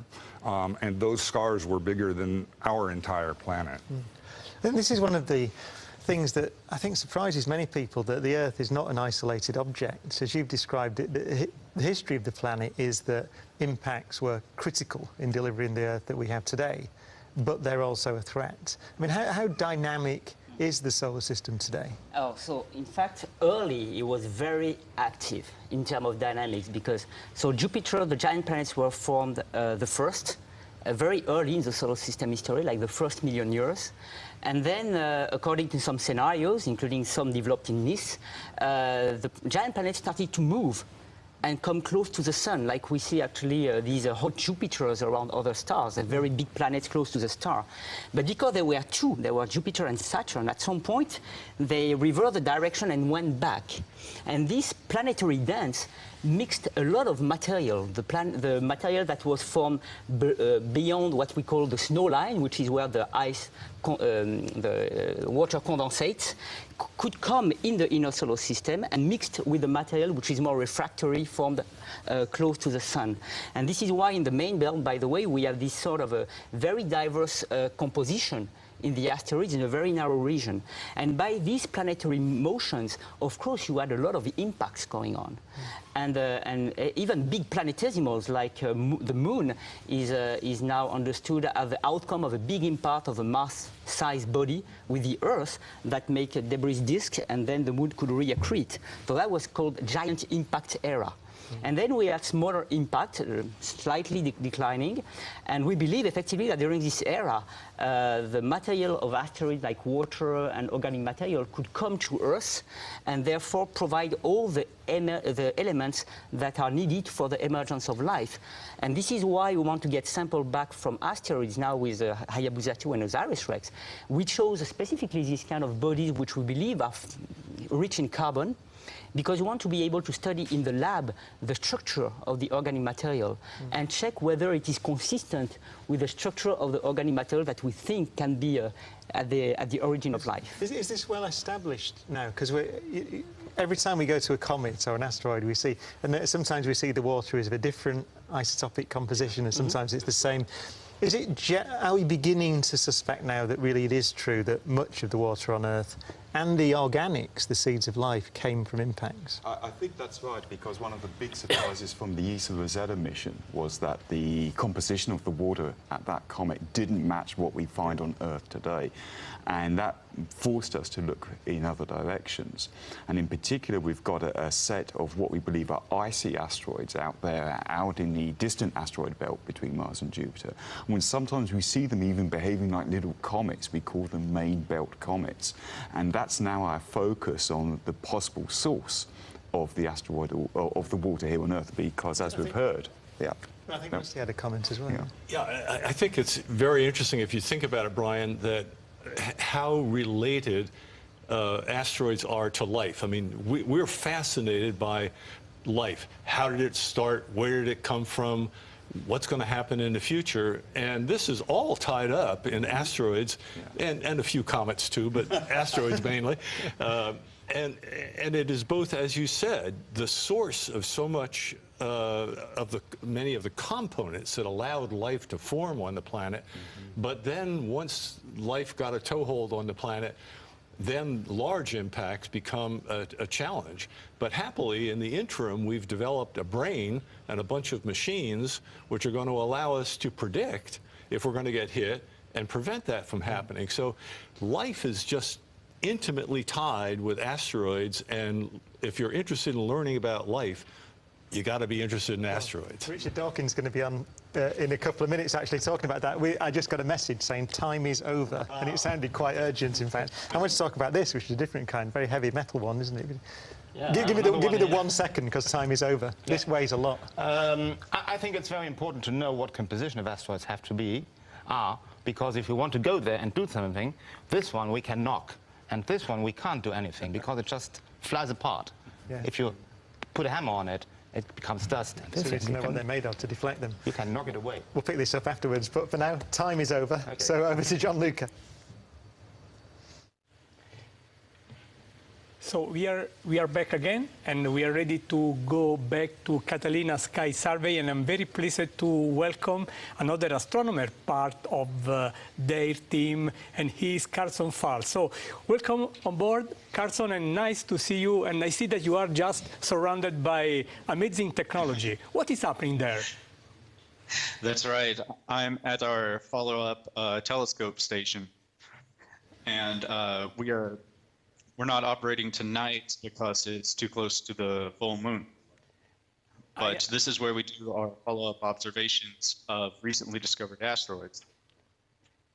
And I understand, Carson, that when we have the full moon is perhaps a more relaxing time for you. But I see that you are surfing the skies every time, right? That's right. Every night except for 2 days before, 2 days after the full moon, we're out searching the sky for new near-Earth asteroids. And have you found something of interest these nights despite the bright moon, or you are just doing some follow-up? No follow-up tonight. The moon, since it rises about when the sun sets and sets about when the sun rises, it excludes too much of the sky. So usually these nights we take off and work on our software or repair any equipment that is in need of a little bit of repair in the meantime. I understand that astronomers are always at work, no matter the bright moon, no matter the clouds. And I know that you had a great year so far. We have read around about your important discovery. Earlier this month, we commented with your colleague Greg, by the way. And how do you feel? How this year is going for the Catalina Sky Survey so far? So this year, we are ahead of any other year we've been in operation. So far, we have a total of 578 new near-Earth asteroid discoveries. And of those, about 126 are larger size asteroids, and that would be about 140 meter or greater size objects. And even 2 of those are actually kilometer larger size space rocks that come whizzing by Earth. And I have a personal curiosity I would like to share with the audience of Asteroid Day Live, which is running so well around the globe. How do you feel when you spot something very fast, just telling us that very likely it is something also coming very close? Oh, it's indescribable. You're seeing a small, tiny world for the first time ever. You're the first person to see it. And that small, tiny world is coming flying past our own just for a couple of days or a couple of hours, and we get to see it. It's incredible. Yes, Latin said carpe diem. I mean, just use the small time you have to grab what you have and to do the right science. So thank you very, very much, Carson. It has been a pleasure to have you as part of the Asteroid Day Live, and I'm very pleased to go back to Joseph. Thank you again. Yes, hello, and I'm back with another class from Luxembourg who participated at the project Living and Working in Space. And this is a classroom from Steinsel, and it's quite typical for Luxembourgish class, and it has some similarities to the ISS, for example, because Luxembourgish classrooms are very international, and they used this fact, and they created, in fact, a song song about space exploration, and they sang it into, or they filmed it into 8 different languages. So in one Luxembourgish school class, 8 different languages.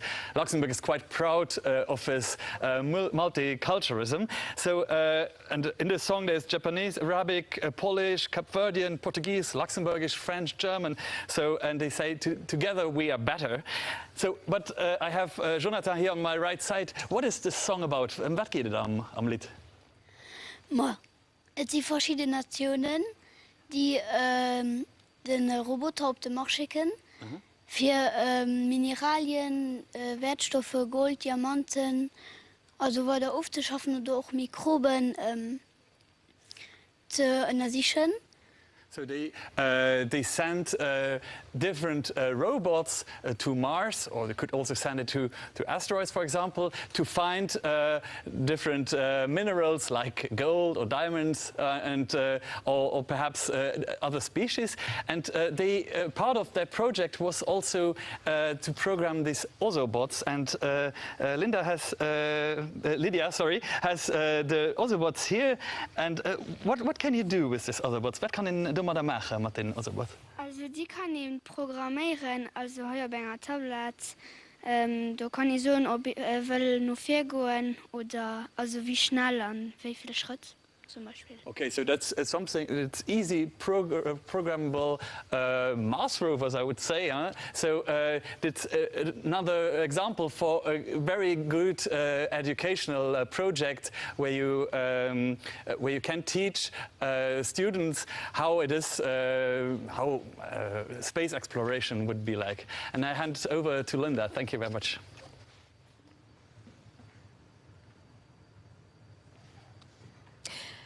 Hello, well, with me right now, we've got Matt Dawson. Hello. Well, it's very hard to know how to introduce you because you've lived in Luxembourg a long time. You're a rock musician, but you do so much related to asteroids as well.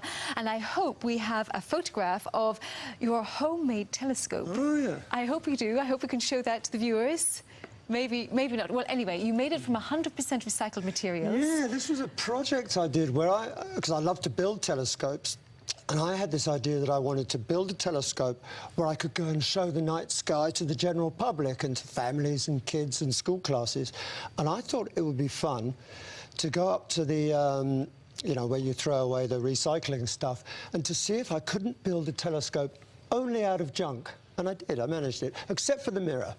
Everything else was recycled materials. Well, yeah. I've seen a picture of it, and it stands about that high, I'd guess. Yeah, it's about 2 meters tall, but it breaks down and fits in the back of a Mini. So I call it my IKEA scope. And people can find you on Facebook, I believe. Yeah, I have a little thing called Celestial Adventures. You'll find that on Facebook, and as long as it's not too far away from Luxembourg, I'll go to you can put together a group, and I'll go and spend the night showing you asteroids, comets, galaxies, star clusters that explain what you're looking at. Because I've got this idea that everybody should have a chance to see the universe through a big telescope. So and not only that, but you're really wonderful for the general audience out there because you're showing us how we can do it ourselves. Even without huge scientific knowledge, we can go out there and we can even try ourselves to see these asteroids. Well, that's right. Many people don't realise this because they read about asteroids and so on. But actually, with a pair of binoculars on your balcony, you can look at some of the brighter asteroids and you can actually follow them moving from night to night. You can look at Vesta, for instance, who we were talking about earlier. And you don't need expensive equipment. There's a great free program called Stellarium. Download that onto your laptop and you'll be able to make a little star chart. You'll find it for yourself easily, and it's so much more rewarding when you can see things for yourself. Well, as a reward to you, I know that you've discovered a few things yourself, and I believe you've even got an asteroid named after you. Yes, I have actually. That was very kind of the International Astronomical Union, but some years ago I've been very active in what you call asteroid astrometry. That's measuring the positions of near-Earth asteroids. And for my contribution, they named an asteroid after me. So there's a Matt Dawson up there somewhere. And so when you see Luxembourg, you've lived here for about 38 years, I believe, and you see their investment in space. Are you involved in that, or have you any ideas for the government? Well, I'm not, because I'm more into the observing side, but I'm really interested in it, and I think it's going to be a huge success. And it kind of runs in parallel. The great thing is that the technology they're developing to mine asteroids is similar to the technology we're going to need to deflect asteroids, so it's win-win for everyone. And when you see all of these young people behind us from Steinzel, which is actually where I live, by the way, have you any advice for them and their futures? Well, yeah, I mean, I got interested in astronomy when I was about their age, and many kids do, and they kind of, other activities take over. Well, with me, they never did, so keep looking at the sky. And you see all of these great initiatives, space in the future, and we're literally, in front of us, we have the great and the good of the astronomical world. What would you like to go into space yourself one day? No, I'm afraid of heights. No, but I'm the lone amateur here, and it's just overwhelming for me to meet and talk to all these professionals, many of whom I've admired their work for years, and it's just wonderful. Well, you can inspire us all. You've given us all the chance to feel that even without years and years of research and hard work, we can just look at the night sky. And hopefully people can log into your Facebook, Celestial Skies? Celestial Adventures. Celestial Adventures, and find you there. And now it's back to Brian for the next panel. Thanks, Lisa. This panel asks the question, can we survive on Earth, and what should be next? Mars or the Moon or beyond? Richard Dawkins is here. I just wanted to pick up, I think it's relevant to this panel as well, something we talked about in the last panel, which is the origin of life on Earth. The asteroids bringing organic material and water to the planet. What do we know about the possibility of life existing elsewhere in the solar system before we talk about going out there ourselves? Nobody knows, and it's a matter of statistical argument. The number of sheer planets, the sheer number of planets that there are, makes it seem like that there probably is life. The origin of life on this planet could have been a stupendously improbable event. And there was a famous experiment in the 1950s done by Miller and Urey, in which they, in the lab, simulated what they thought were the chemical environment of the early Earth. And they found that, yes, you could get organic compounds similar to the ones which would have been necessary. That experiment is now completely unnecessary, because we now know that asteroids contain exactly the kinds of chemicals which Miller and Urey found in their flask. So they needn't have bothered. It's a famous experiment, but it's an utterly redundant experiment. Now, asteroids did the job for them. And so there are in space, we know this now, there are in space organic compounds of exactly the type that you would need in order to synthesize early Earth, early life. Yes. And what do we know about our ability to survive out there as a species? People argue that obviously this is our home, it's the place we evolved on, so we're best suited to it. So is it possible for us to go out there from a biological perspective? And then I suppose the follow-on is, should we? Yeah, well, I mean, I'm a great believer in human ingenuity, and I'm a great fan of Elon Musk, who wants to colonize Mars, and I think that the greening of Mars is actually a possibility, a serious practical possibility. And I think it's a wonderful challenge. It's a bit like the asteroid day itself. It's a wonderful way of bringing together different sciences. So the project of colonizing Mars is a fascinating project, and I think it's probably a worthwhile one for the medium-term future. Ed, what are the challenges? Because you've spent, what, over 200 days in space.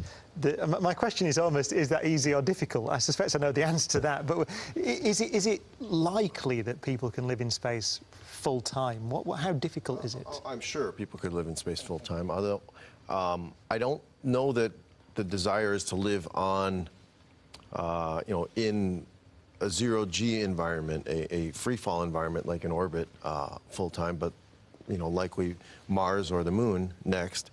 But certainly we're going to have to traverse the distance between between here and there, and we do know that humans are perfectly capable of spending many months in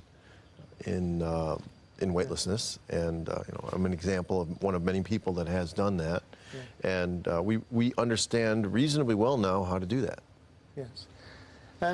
Pete Warden, so thank you for joining us. Your first panel, former director of NASA Ames. So to many people, I think it sounds like science fiction, human colonization of space, although, as Ed has said, we have been there permanently since 2000, so we've already colonized it to a sense. But what are we looking at in the next few years and down the line in the next decades in terms of human advance into the solar system? Well, this is a very exciting time. I'm convinced that probably by the middle of the next decade, we'll see our first off-world settlement, probably on the moon and then moving on to Mars. What's very interesting is the sort of change from government space agencies to private sector efforts is noted already. Elon Musk is talking about Mars, Jeff Bezos and others are talking about the moon, and there are efforts ongoing today to settle the moon. Indeed, when I was the director at NASA Ames, we did a short workshop with some of the high net worth folks in Silicon Valley, and we're convinced that under $10 billion US, we could set the first settlement up with 10 to 12 people. So this is going to happen. I think it's going to happen well within 10 years. This is one of the exciting things, isn't it? The reduction in cost. I mean, that's significantly less than the Apollo program. But you say a single individual could afford to build a settlement on the moon now. Exactly. I think we're shifting back to a more traditional sense where a lot of the more visionary things are going to be done by private individuals. And indeed, the survival of our species and expansion is something that really inspires everybody, but particularly some of these high net worth folks. Yes, Mark, one of the, we mentioned Elon Musk there. He has several reasons, he states, for wanting to go to Mars. One of them is we shouldn't have all our eggs in one basket argument. I mean, we talked about the possibility of life being out there in the solar system beyond Earth, but it will be simple life. I think we can agree there. It won't be complex life. Yeah, that is a persuasive argument, isn't it? Yeah, and that would be exactly my argument. Don't put all your eggs in one basket. I know, Ed and the other astronauts that have been in here would be the first to say that you want redundant systems. When your life depends on it, you want redundant systems, and Mars would provide a second system so your eggs aren't all in one basket. Now, that said, the best estimate of the size of the asteroid that wiped out the dinosaurs, completely caused extinction of dinosaurs and many other life forms, that was about 10 kilometers in diameter. And we've done extensive surveys for the last 20 years or so, and there really are no near-Earth objects of that size. A report just came out that declared that 95% of the potentially globally catastrophic asteroids have been found, and the ones that haven't been found are at that lower end. But those are still civilization-destroying, potentially civilization-destroying events. So I think the real risk of a complete extinction or sterilization event comes from a large comet, a large long-period comet like Hale-Bopp, something that's discovered without enough time to do anything about it at all, and that's making a beeline for the Earth. That would wipe out all life on the planet, but it wouldn't hit Mars. So that's how you keep all your eggs in more than one basket. And I suppose there are two aspects here. Having the capability to colonize Mars means you have the capability to intercept a comet as well. You need the capability to operate. Yeah, I mean, there may be overlap in those capabilities, but they're very different goals. Matthias Maurer, so thank you for joining us. You're an ESA astronaut. What are the technologies that we're developing now that will enable us to start to do these things, to go to the moon and Mars and beyond? So the next step that we're preparing is a return to the moon, and we want to do it a bit different than at the Apollo times because we want to return and stay there. I envision it like a kind of Antarctica research station that we will set up, and there will be researchers from all over the world. And we don't want to bring all the stuff that we need. We don't want to bring water and air and the concrete to build a station. No, we want to use the stuff that we find on the moon, to 3D print a station, to produce our air and water, and maybe even produce rocket fuel so that the moon will become the petrol station for all the astronauts of the future that travel beyond the moon. So it's partly about infrastructure development as well, in a sense. The other thing that strikes me is you hear a lot of people, Elon Musk again and Jeff Bezos, talking about the psychological benefit to humanity of having a goal beyond Earth.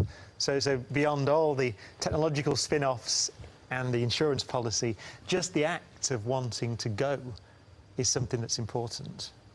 Would anybody like to develop that? I think it is important to have that outlet for expansion, and that's historically been important to civilizations to have that outlet to want to expand into. Because if you look at the civilizations that have done the opposite, looked inwards, they've collapsed. And so I think there needs to be some component that is, looking towards the horizon, if you'd like. Well, often when we speak about our place on Earth, you hear sometimes people say, well, it would be better if humanity wasn't there, it would be better for the planet and so on. But in terms of the number of civilizations that might be out there, as a biologist, what is your feel, not for life, but for places like this that people can think and do science and art and so on? There are several barriers that would need to be jumped over in order to produce this. The first barrier is life at all, something like bacterial life. And it's possible that there are billions of bacterial life forms that have evolved around the universe. There'll be another big barrier, perhaps, formation of complex life, such as multicellular life. Another one would be intelligent, technological, linguistic life. And it could be that each one of those barriers is a huge one to get through. And so it could be that that civilizations are extremely rare, while bacterial style of life are common. We just don't know. It would be fascinating to find just one other example of any kind of life. At present, we have just a sample of one, because all life on this planet is virtually identical at the machine code level. It's all DNA, RNA, protein. One more sample would tell us an enormous amount. One more sample of intelligent life, of linguistic life, would teach us a whole lot more. It would be fascinating to come. My feeling is that if we ever do encounter other intelligences, it will not be in the form of bodily life. It'll be in the form of radio transmission.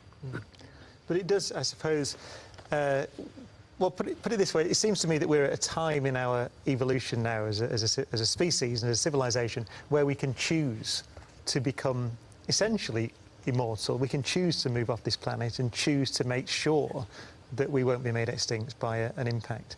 I mean, do you feel that is, in our lifetime, that choice has to be made? Well, I think it's already made, and I think we are going to be an interplanetary species. Indeed, sort of the late Stephen Hawking wanted us to be an interstellar species. In fact, one of the things I do, I run the Breakthrough Initiatives, which has a couple key objectives. One is to see, is there intelligent life elsewhere? And then the second question is there places to go in the nearby stars? And so I think this is happening. This is the century that we leave the cradle. We'll expand in the solar system, and I think beyond in centuries that follow. But we mustn't underestimate the difference between mere planetary exploration and interstellar. I mean, it's a huge difference. I sometimes think that the name astronaut, or indeed even worse, cosmonaut, is rather an absurd name. They should be called planetonauts or lunarnauts. Would you like to be a galactonaut rather than... Well, it sounds good, sounds promising. Yeah. I mean, can you see it? I mean, you're right, of course, to travel 4 light years even to Alpha Centauri. We're talking the Breakthrough Initiative. We're talking about a spacecraft that's tiny, like a nano spacecraft in a sense. I mean, what are we looking at in terms of timescale for human exploration beyond the solar system? What are we talking about there? We need better propulsion systems. So, and once we have better rockets, then we can talk about this topic. But that's definitely the big challenge, to travel faster. Yeah. Do you think it's possible for biological organisms like ourselves to exist for that long, to exist solely in space? I mean, I can imagine that we could on Mars, because you've got a reasonable gravity field, you've got reasonable protection. It's just our backyard. It's very, very close. Well, I mean, science fiction scenarios, things like, putting us to sleep for centuries to get to distant stars. Well, something like that. The nearest star is only 300,000 times further away than the sun, so it's just a few orders of magnitude. But frankly, our ability to leap these distances and technology, I think, are within our grasp. So I'm quite an optimist. Clearly, I believe that by the middle of this century, we'll be sending these small probes interstellar distances, and in the next century, I think that we can send bigger payloads. Now, the question is, will we send biology, or do we send machines that we are part of? That's a big question. Is human exploration important in that context? I mean, we know we can send machines out there, probably to Alpha Centauri and beyond in our lifetime. How important is it for us to be there? I think it's critical for the next step, which is not the interstellar step, but the step of moving out and settling our solar system. I mean, that's the whole point, is that people are moving there, and people will be living there. And, maybe, off in the distant future, we're sending just bits. We're sending information, to recreate human civilization elsewhere. But for now, at least, I think it is sending people within our solar system. Well, what is the next step as far as ESA are concerned? Yeah, I also agree. I think sending humans is very important for two reasons. First is humans are way more capable than the best machines. I mean, even with artificial intelligence, humans are still better. And exploring Mars, we could have done what Curiosity rover has done in so many years with an astronaut, or with astronauts, we could have done much, much faster. But then, obviously, for traveling really, really far away from Earth, we need machines because of the radiation problem and the time. So I think we need a combination of both. But people on Earth are also interested in the feelings of an astronaut, to come back and to tell how is it to walk on Mars or to walk on the Moon. So that's an important part of our experience. Have we learnt enough on the space station now to go the next step? Permanent base on the Moon, permanent base on Mars. Do we know enough about the technology, but also the medical, the response of the human body, and also the psychological challenges? I think absolutely yes. I think we can do this. I think the barriers are rapidly becoming not technical or medical, but financial, and the will to do it. I think the rapid evolution of so many areas of space technology has made it such that it's really a question of who's going to decide first to do it. It's a good question, Mark. I mean, it's easy to imagine that if there's an asteroid threat or a threat from space, then we will come together as a civilization, we'll invest. We have the technology now, and we'll do it on a short time scale. But in terms of, I suppose, justifying to the public who pay for it, the investment in colonization, is that the real barrier now? Well, I mean, I think part of the justification is just what you said, not keeping all our eggs in one basket. But there is this other issue that Ed brought up, and that Richard can probably say in a lot better than me. I think it's in our DNA to explore. I think individuals that explored and families that separated and went off in different places were more successful. They were more liable to survive. And so those were the most successful, so they passed along that DNA, and maybe Richard can correct me on that. Well, science fiction writers like John Wyndham and Arthur C. Clarke coined this lovely phrase, the outward urge. And I think it is part of the noblest aspects of humanity to want to move outwards and discovering new worlds. And so I feel rather proud to be a member of a species that is at least inspired to do that. Do you think that there is, I mean, the specific question will be from an evolutionary biologist perspective, whether there is a, what would you call it, a phenotype, isn't it? The behaviour of the species is a behaviour that tends to want to expand rather than stay.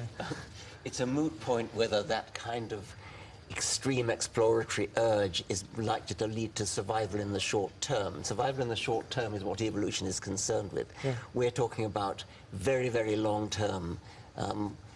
Economists talk about discounting the future, and we're not very good at planning for the very, very distant future, which is what we're now talking about. And humans do have that unique capacity to plan for the future and look to the future. But evolution on the whole doesn't do that. Evolution favors short-term selfish gain rather than planning for the distant future. Explains a lot, I suppose, doesn't it?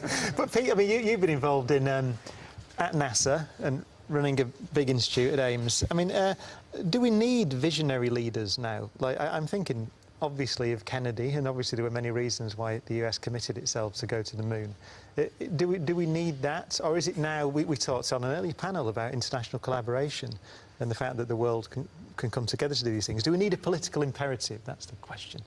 I think the question, you know, political imperatives always help. I mean, if you've got the leader, but I think, as you said, the point is this is a global endeavor, and so the leadership is really going to be somebody that wants to work with everybody around the world. Now, I'm personally convinced that the leadership is going to come more from private individuals, individuals that have the personal resources to make these things happen. And we're seeing that already. We mentioned, you know, Elon Musk and Jeff Bezos. There are others as well that are beginning to try to think about spending their own resources. Now, this is not by themselves, clearly working closely with government space agencies, working with people like Luxembourg. They're called public-private partnerships. And I think that's the new thing on the scene, but everything requires incredibly inspired and dedicated leadership. Yeah, I wondered, as an astronaut, whether, do you find it exciting in the sense that you would go on a Mars mission? Because we're talking then about, it's a very different psychological commitment, isn't it, or physical commitment indeed, to go for 2 years, 3 years, 4 years as a colonist. Yeah, definitely I find it very exciting, otherwise I would have chosen the wrong job.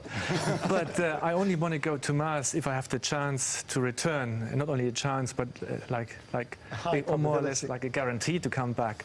Because I think the most valuable part is, like, besides exploring, is sharing this information, sharing our feelings, because not everyone can travel to Mars. So it's a responsibility for the astronauts to to share what we have lived through and to share it with the next generation. I'm just interested, perhaps to both of you, the two astronauts here, how long in space is too long for you? You know, because I mean, a Mars mission would be what, 2 years, I would think. There and back? Yeah, at least. Yes, well, it's like a 500-day scenario is the fastest that we could imagine of, but I mean, that might have some drawbacks. I think you need a certain task during the travel, otherwise it gets boring. So then we talk about maybe you could cool down and go to hibernation mode. Then this travel would be much faster and the radiation damage would be much less to your body. But these are technologies that we still need to develop. Yeah. And I just said we've got just a couple of minutes left. I wondered if you could all comment on what is the future, the most likely future that you foresee? Is it Moon, Mars, perhaps the moons of Jupiter and Saturn and beyond, or is it a combination of those? Perhaps if I think we have a clear exploration roadmap that says we want to stay in low Earth orbit to do the zero-G experiments, the science. Then we want to return to the Moon to prepare for a mission to Mars. These are the 3 steps. And well, Mars is the horizon goal, so it's not the final goal. And I believe the generations after us will decide what comes after Mars. Well, I think we're going to, as I noted, we're going to settle the Moon and settle Mars. My personal favorite is Ceres. Because it's far enough out that the radiation is low, it's got gravity, but this is an unlimited expansion. And I think the government plans are important, but we're going to move beyond that. It's very interesting what you say, actually, because once you have private individuals who are interested in going out there as well, then it's not so much planned as it's what the technology enables you to do. When anything becomes possible, in a sense, I suppose. Yeah, I agree with that, because I think as private capabilities increase, as costs come down, as we have this virtuous cycle of cost reduction and more capital coming in, allowing people to do more and more things, investing in more capabilities, and it all gets better. I think what we're going to see is basically our economy expanding into space. And as our economy expands into space, people will expand, people will go too, and capabilities will improve, and it will become a part of everyday life at some point in the future. So in the next 100 years or so, I'm pretty sure this is going to happen. It's going to have twists and turns. Like, economies are not, they can't be very easily centrally planned. People can try, but it doesn't work out all that well. But life finds a way, and economies find a way, and people find a way, and I think we'll be surprised by what happens. Well, we've run out of time, but thank you. Fascinating discussion. And back to Gianluca. While we continue exploring the amazing realm of asteroids, we have to keep in mind that other objects out there are helping us understanding this amazing topic. And I'm very happy to welcome to Asteroid Day Live of this year another important guest. He is Mike Hankey from the American Meteor Society. So Mike, welcome on board and welcome to Asteroid Day Live 2018. Thank you for having me. And actually, I would like to ask something that it is in my mind, it has been in my mind for a while. When we think about the meteors, I think that they are one of the most popular astronomical objects we have around, to the point that when something important, an important meteor shower is coming, a lot of people prepare to go out and enjoy this. And from your point of view, how our perception and the importance of this kind of study evolved over the decades? Well, the American Meteor Society is actually a 100-year-old society. It was founded in 1911, and it was set up really to inform and encourage people to get involved with the exciting field of meteor astronomy.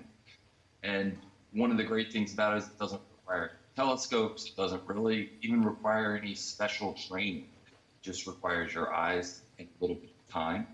And it's something that inspires people. Meteors have inspired people thousands of years. They've started religions and started wars, and who knows, people see giant fireballs and they get a little crazy, inspired, and they want to learn.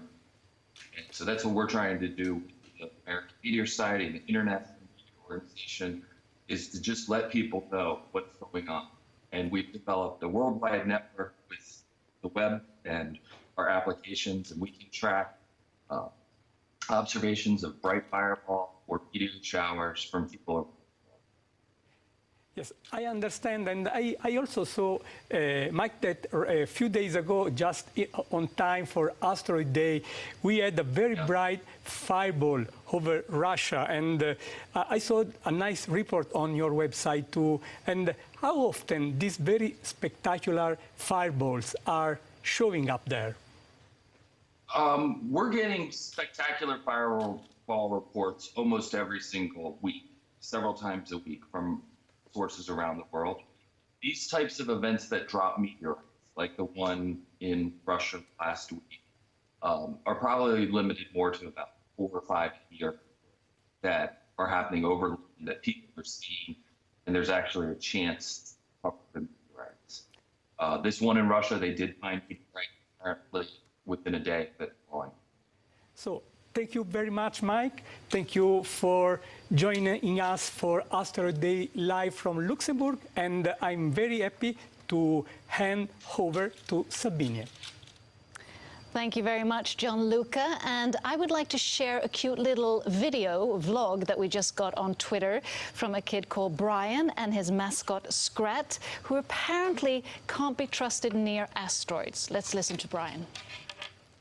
I'm here with my buddy Scrat from Ice Age Collision Course, and he knows how to mess up in space with asteroids. Asteroids are small solar systems that orbit the sun. Asteroids are similar to comets but don't have fuzzy outline and tail.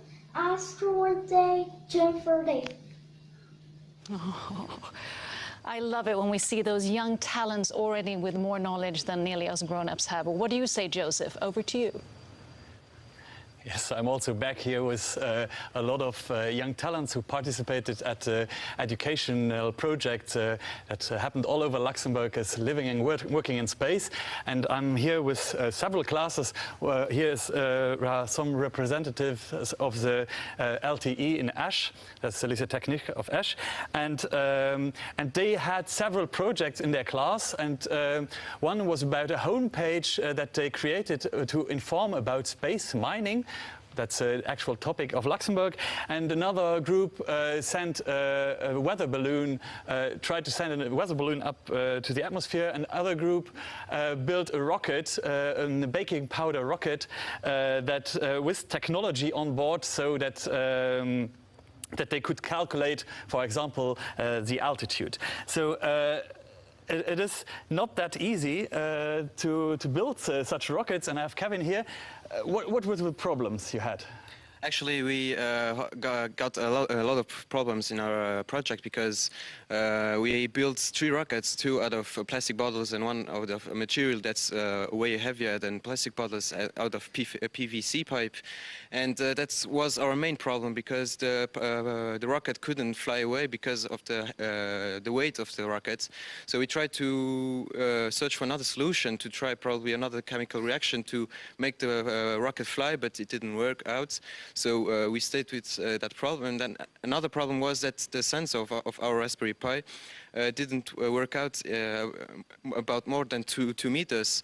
So we tried to resolve that problem. It didn't work out. So we stuck with that failure. But in another way, we had 2 other rockets that flew about 10 meters height with a chemical reaction between baking soda and vinegar. Thank you. And that worked out 10 meters height. So yeah, every project has problems and probably are also victories. Yeah, and I think it's very interesting to talk also about these problems, because that's something a scientist or also rocket scientists see at least every day. There are a lot of problems, a lot of failures, and you don't talk that often on TV. It's not always the magic science that works straight away, and we also saw it on big projects like Rosetta mission, where not everything worked as planned, for example. But what did you find was the most interesting about your project? Was it more the what had more interest for you? Was it the rocket building and the launching, or was it the programming of the Raspberry Pi you had in it?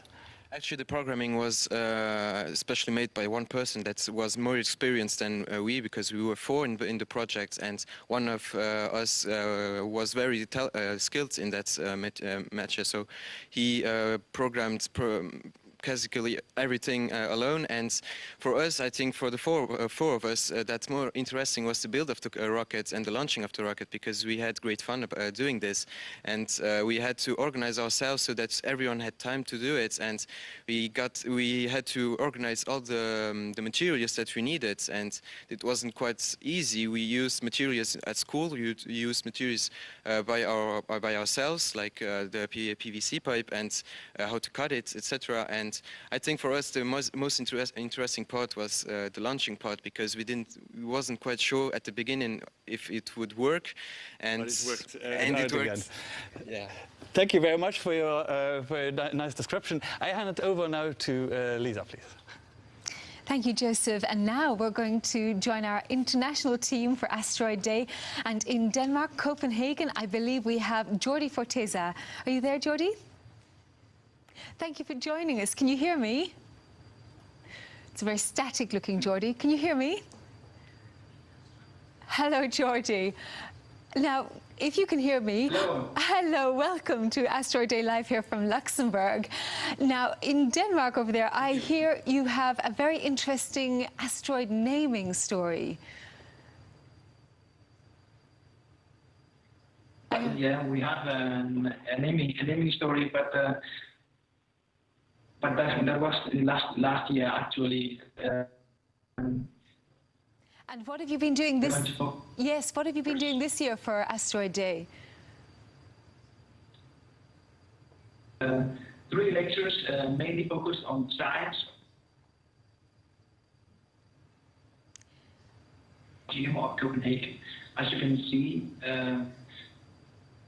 I'm so sorry, we've got quite a bad problem with the sound there, but hopefully people can find out all of the information on the Asteroid Day site, and we have, of course, links to all of the events, as many as we can, across the globe, and Copenhagen for sure is there. So, Jordi, I hope people can find you there. And if we get the sound right, we can come back to you soon. Of course, yeah. Thank you. And now next up on Skype, we've actually got the editor-in-chief of Astronomy magazine, David Eicher. I hope the sound is a little better with you, David. I hope so. How are you today, Lisa? Oh, we're very good. We're very excited. And thank you so much for joining us. Now, you have a meteor crater story. Yes, a couple of weeks ago, I was very fortunate to go down to the floor of Meteor Crater in Arizona, which is a very unusual thing to do, with the owner, Drew Binger, and with planetary scientist Dave Bring. And so that was really an incredible exploration of what's the best preserved in crater on Earth. And it's a place that people who are interested in asteroids and meteorite impacts in planetary defense. You really need to go see Meteor Crater, which is near Winslow, Arizona. It's about 1 kilometer across. It's the best crater that we have on our planet. And it's the result of about a 50-meter object coming in at 13 kilometers a second and impacting. It was thought for a long time, about 50,000 years ago, and now there's new research work being done that suggests maybe it was about 60 or 60,000 years ago this impact took place. And how are they timing that? How are they finding the date? That's a good question. The dating is tricky, and it actually looks at radioactive elements that in the rocks that have been exposed on the ground to cosmic rays coming in and striking rocks. And so it's a tricky and difficult, complex calculation. The age of the crater now seems to be moving a little bit upward into the about 6,000 years ago. Thank you so much, David. And I know people can find you and your magazine work as well online. And we now hand over to Sabinia for a very interesting interview.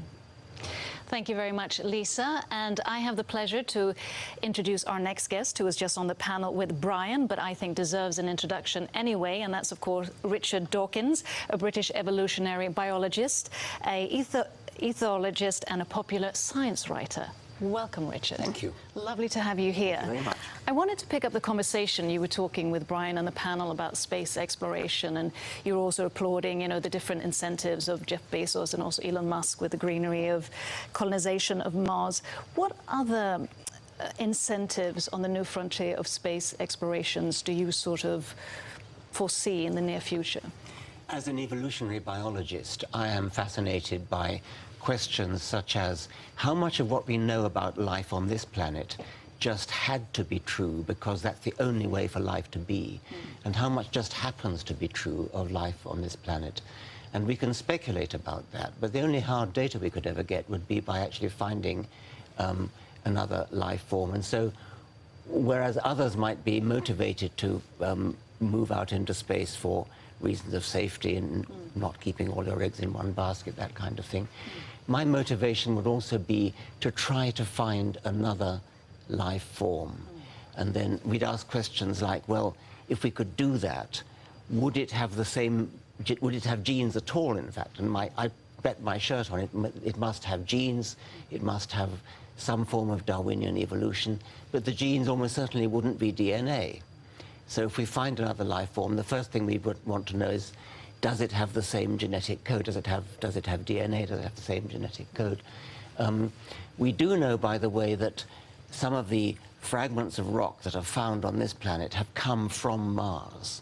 And we know that because the chemical content of these rocks has been found in places like Antarctica could only have come from Mars. And so somehow rocks have come from Mars, probably through impacts on Mars, showering us with debris. And so if we were to find on Mars life that had our own kind of DNA, that would not be a second kind of life. Almost certainly that would represent cross-contamination between the two planets. But that's the kind of thing I'm interested in. And I'm also thinking, because we don't always bring up sort of the ethical issues of colonizing other planets and so forth. So I'm thinking, do you think there's going to be a call for some sort of extraterrestrial environmental ethics once we really start to... Yes, I suppose there would be. And on this planet, we've always been a bit too late catching up on that kind of thing. And so maybe in this case, since we've been primed by the mistakes we already made on this planet, primed to try to not make the same mistakes elsewhere. And maybe taking a bit of a much too leap, because it's not, I know you spoke in the panel, if there is even the possibility of maybe humanization on Mars, for example, where we can evolve and build families and so forth. Is that sort of in the spectra, or is it that it's more on a bacterial level at the moment? Oh, no, I think I'd be very, very surprised if we were to find advanced forms of life. I think the only way we're going to find them is by picking up radio transmissions. And also the commercial aspects of, if we now go more towards asteroids and the commercial aspects of, you know, mining them, yes. What's your take on that? I don't really have a take. I'm a biologist, not a miner. But is there an ethical view to it? Do you find that is, we don't just go there to actually divert them? I suppose so, yes, and I suppose there'd be all sorts of things like property rights and staking claims, that kind of thing. And just quickly, because you talked a lot about technology, what is the most exciting when you look at technology and what it enables when it comes to space exploration? I think that the whole of the space exploration is a wonderful field for development of new technology, and it's extremely exciting to be on the frontier of this. I should add, by the way, that the great physicist Steven Weinberg is extremely scornful of the idea of sending people into space. He wants to just send robots for scientific exploration, and thinks that people are a waste of time in space. Well, probably be both. Richard, thank you so much for sharing your knowledge, even though the time span was short. And with that, I'd like to hand over to Gianluca. And we are continuing learning a lot of great things about asteroids, also from people looking up every clear night to find something new.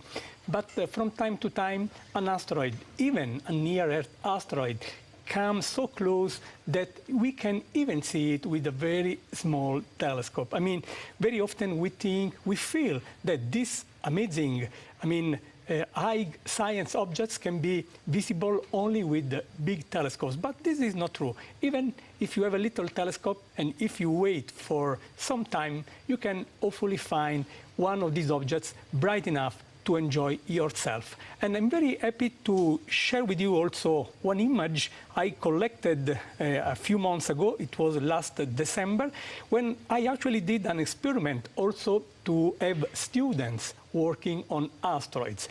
What happened here?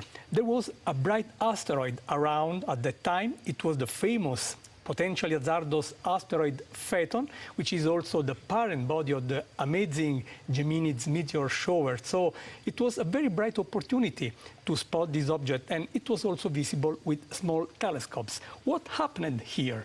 I managed to observe this asteroid, which was relatively close to us and very bright, at the same time from two very different places on the Earth. So the object is apparently showing in two different positions. This is what we call parallax in astronomy. This is a very nice and well-known effect, by the way. But the cool thing here is that if you just measure the distance between the two images of the asteroid, I repeat, the images were made at the same time simply from two different places, which were more than 1,000 kilometers apart, one from the Virtual Telescope in Italy, one from Tanagra Observatories in Arizona, and the difference in position can be used by pupils to find the distance of the asteroid. And I'm working on this project with a school in Frosinone from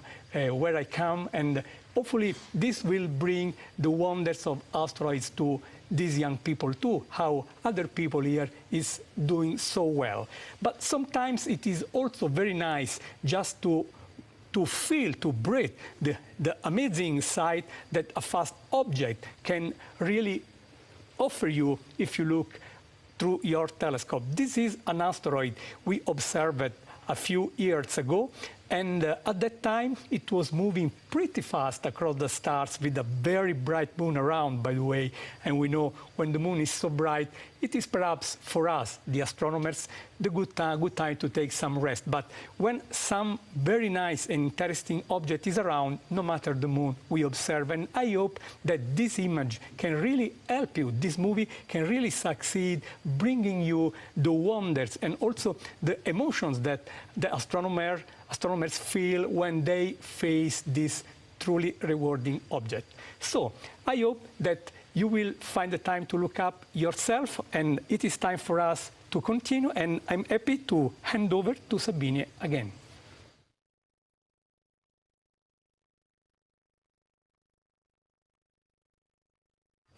Thank you very much, Gianluca. And it's now time for a call with Simonetta Di Pippo, who is an astrophysicist and current director of UNOOSA, the United Nations Office for Outer Space Affairs. And I just wanted to also share that in 2008, the International Astronomical Union assigned the name Di Pippo to an asteroid 21887 in recognition of Simonetta's effort in space exploration. So I wanted to share that. Warm welcome to us, Simonetta. How are you? Fine, thank you. And you? I'm fine. We have an intense but interesting asteroid day here today. I wanted to start off with talking a bit more about UNOOSA, who promotes international cooperation in the peaceful use and exploration of space. I just thought, could you just tell us briefly what you are currently working on when it comes to planetary defense? Yeah, for sure. I mean, first of all, let me mention that the International Asteroid Day was decided by the United Nations recently with the idea of raising public awareness of an asteroid impact hazard, and also wants to raise awareness with the public, I mean, and in the public, of the global work undertaken by the Office for Outer Space Affairs, as you were mentioning. The United Nations Office for Outer Space Affairs works to bring the benefit of space to humankind. So you could say it's quite a broad mandate that we have. And under this, let's say, broad mandate, and as one of an important, topic that we deal with, we also serve as the secretariat of the Committee on the Peaceful Uses of Outer Space. And both the office and the committee have already recognized since long the fact that an asteroid, a potential asteroid impact, is a global concern. And therefore, in the recent past, certain recommendations have been endorsed for an international response to a potential neo-impact threat. So this resulted in the establishment of two groups. One is called the International Asteroid Warning Network, IOWN, and the second one is called Space Mission Planning Advisory Group, SAMPAGE. And both groups have the, let's say, the objective and the goal to implement these recommendations. Now, we, the Office for Outer Space Affairs, work closely with both SAMPAGE and IOWN. In particular, we also serve as the secretariat of SAMPAGE. And just to clarify a little bit, IOWN is an international association of institutions which are involved in detecting, tracking, and characterizing NEOs to provide the best information available on a potential NEO hazards, and so any potential impact threat. SAMPAGE instead is made of national space agencies and governmental and intergovernmental entities, and its responsibilities include defining the framework, timeline, and options for initiating and executing space mission response activities, as well as promoting opportunities for international collaborations on research and techniques for neo-deflection. So, as you can imagine, the work of these two working groups, or let's say activities, are really important. And working with them, and also considering the last week, we celebrated the 50th anniversary of the first United Nations Global Conference on the Exploration and Peaceful Uses of Outer Space, called Space Plus 50.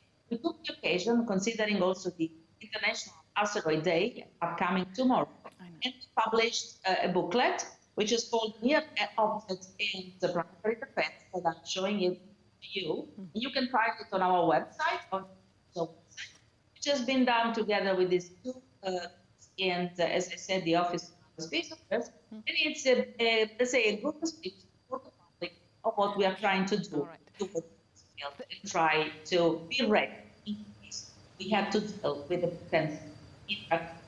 Thank you so much, Simonetta, and also we applaud the work that you're doing with creating sustainable development and making the world a better place, and also for you being a role model to get more women and girls into the space sector. And with that, I'd like to hand over to Brian and his next panel.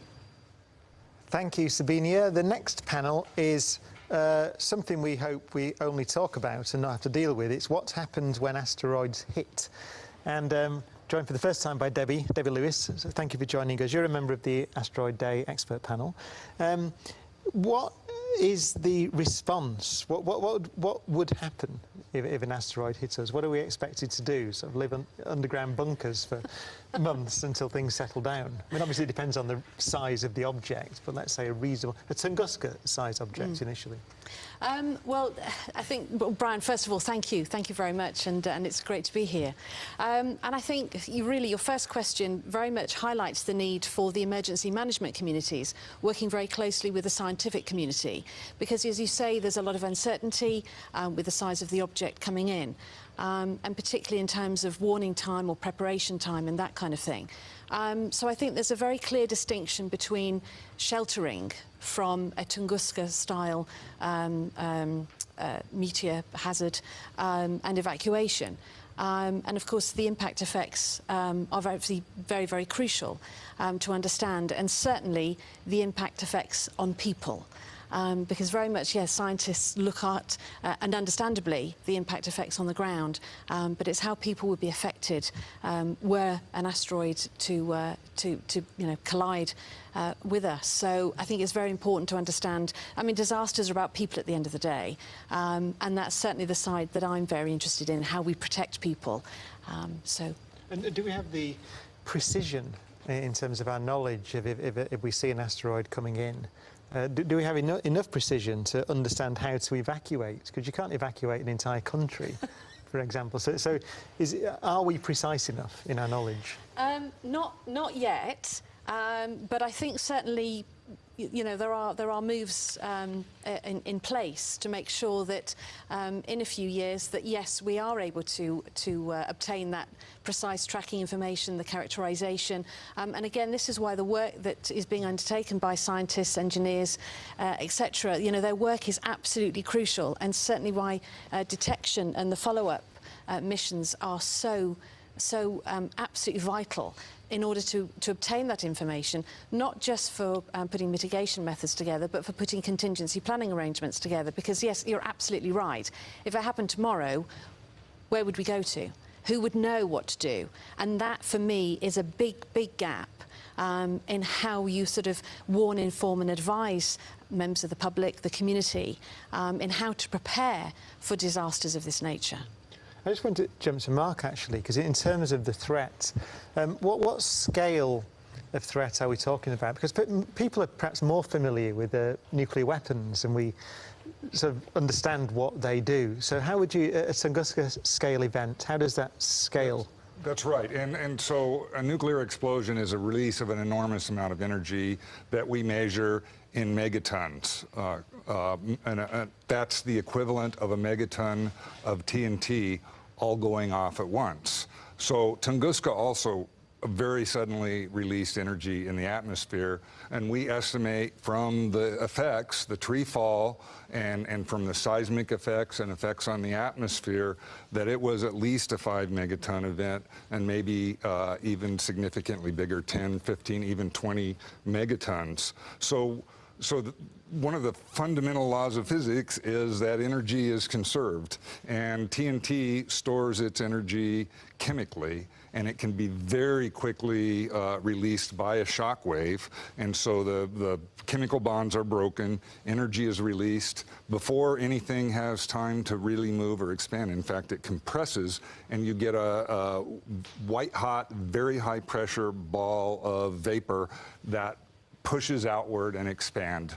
And creates a large shock wave and an explosion, and anything that shock wave touches is damaged.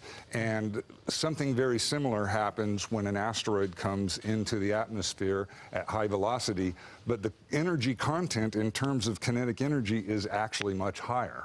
So the Chelyabinsk object that exploded over Russia 5 years ago came in at 19 kilometers per second. Gram per gram, that's got about 40 times as much energy as TNT, and that's why it was such an enormous explosion, and that shock wave got all the way to the ground and blasted out windows. Yeah, so the smaller scale impacts, we sort of know because we know about our weapons, and they're at the scale of our weapons at the moment. The bigger ones, though. That's right, and a lot of what we understand about the effects of an asteroid airburst or impact come from nuclear weapons tests and studying the way nuclear explosions happen in the atmosphere and on the surface. Yeah. Eric Bettini, so welcome to Asteroid Day. So you're the curator of geophysical and astrophysical collections at the Museum of Natural History here in Luxembourg. What role do museums and educational institutions play in raising awareness about asteroids? But I should emphasise, we're talking today about the positive and negative aspects of asteroids. This is just a rather negative panel at the moment, but the other ones have been quite positive. Well, I think the role is very essential, but it's not only in museums, it's also in schools, planetariums, science centers and so on. And I think that we should more or less play the counterpart of social media, because we know what happens in social media. It really goes to catastrophism, and our role in museums is really to stay on scientific facts. Of course, what we have to do is using the language of the people, and also for kids using language and at their level of understanding. But what I want to say is also we have to start now, because people should be prepared of such an event, and it's quite similar to people living in earthquake countries. They are prepared for a bigger event in earthquake. So what we have to do is really start now to raise awareness for people, and that they are prepared of what could happen. And of course, if you have a big event, we can not do very much, but also be prepared on less smaller events. So that's our mission, and it's a fascinating job too. Patrick, what's the history that we know of impact events? We've talked about Tunguska, but in terms of going back through recorded history, what do we know? Yeah, what do we know? It's an interesting question, because it's very hard to know, on Earth at least, because of course the Earth is made of two-thirds of water. We have erosion, we have plate tectonic, we have a lot of things that erase basically the crater features. So in fact there are at least about 190 identified craters on Earth, and I think the database is in Austria, to the people who were on Skype earlier. And, but these are just the identified craters. It doesn't mean there are not others. So to really understand the history of these impacts, let's say how much frequent it is very difficult, because we identify them at random. So first, also at random, the location is totally random. Also, there is no preferred location of impact. And when you see the map of all the impacts, there is no preferred location. So the best witness is actually the moon, because there is no erosion, etc. And this is how we could estimate the impact frequencies, which we can then easily calibrate with Earth, because we have also dynamical models. And this is how we know, or at least we estimate, that there is a dinosaur killer kind of asteroids, 10 kilometers in diameter, that impact the Earth on average every 10 million years, every 100 million years, sorry. 100 million years. Worried then. No, every 100. Well, even 10 million euros, I'm not sure I would worry much. He hasn't told us about. We have a 1 kilometer object impacting every 500,000 to 1 million year on average. So how big is that one? 1 kilometer. 1 kilometer. Yeah. So we have error bars. We are not economists. We can accommodate large error bars, although economists also have error bars. Then we have a 100-meter-sized asteroid every 10,000 years on average. And the Tunguska-like events is about every 1,000 years. So you see, we are able to let's say, calibrate from the moon the impact frequency on Earth, and it shows that fortunately the big events remain very rare, and only the very local events become more and more frequent. But when we say local, of course, because there are 2/3 of the Earth which is covered by water, and actually only a few % is populated, the probability that a very local event impact a populated area remains very small. So we have this which saves us. But as Debbie spoke of earlier, then the most likely scenario is an evacuation of a small area. We're not really talking about civilization scale events, we hope. Absolutely, yes. And it's the smaller events which there could be more of, because yes, there's smaller objects. So of course the risk increases. It's the same with flooding. You know, you have the 100-year floods, and then, which thankfully don't happen very often. But then it's the smaller floods which are much more localised.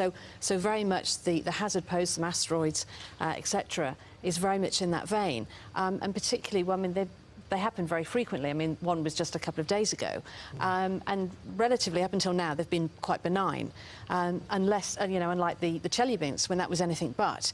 And so yes, but just being able to sort of warn, inform, and advise people that when you see this sort of strobe of brilliant white light flashing across your window, and you're working in your office or you're at home or you're at school, you know, the first thing we'd like to be able to say to people is, don't go to the window. And curiosity, you would want to go to the window. So it's very much, no, don't. That's the very last place that you need to go. Absolutely, because then that's what happened, and people were injured. So to sort of save people, I mean, prevention is better than cure. Yes. And I'm sure the people in Chelyabinsk would have much preferred to have been warned, informed, and advised of an event like that to save them from going near the windows. Yeah. And it's that very much that kind of thing, and as the point that that Matt was saying, that it's the education, very similar to earthquakes. And I know in Japan they do earthquake drills. And it would be fantastic if in schools, you know, we had an asteroid drill. So that, you know, children could sort of go under the desks and that kind of thing, or they're at home or it's a weekend or that kind of thing, just so that people, so it's automatic. I want to ask Matt, actually, because we've been quite negative in this particular panel on the threat of asteroids. But in terms of an amateur astronomer, someone who gets interested in astronomy, how much of a role do they play in inspiring people, as well as, well, frightening them, frankly? Doom and gloom. I mean, I'm going to support the asteroids here, because this new era of asteroid discovery means that I think we're seeing the solar system, in fact the universe, in quite a different way. Because when you go out on a dark, clear night and you look up at the stars, they don't appear to change from night to night. But actually, it's this buzzing hive of activity with hundreds of trillions of objects from the size of a pea to the size of dwarf planets, all swarming around you. You can't see it, but you know it's there. Then you imagine that there's probably something similar happening around hundreds of billions of other stars, and there's even objects going between stars. Like last year we had Oumuamua, which may or may not be an interstellar visitor, and there's a very strange object called 2015 BZ509 that orbits backwards like a car driving the wrong way around the M25. Yeah. And sooner or later we're going to get a sample from one of these things. And, you know, the first man-made object was launched in 1957, the Sputnik. And that's the year I was born. And in 2013, the Voyager 1 spacecraft left the solar system. So within my lifetime, we've gone from being Earthbound to being an interstellar species.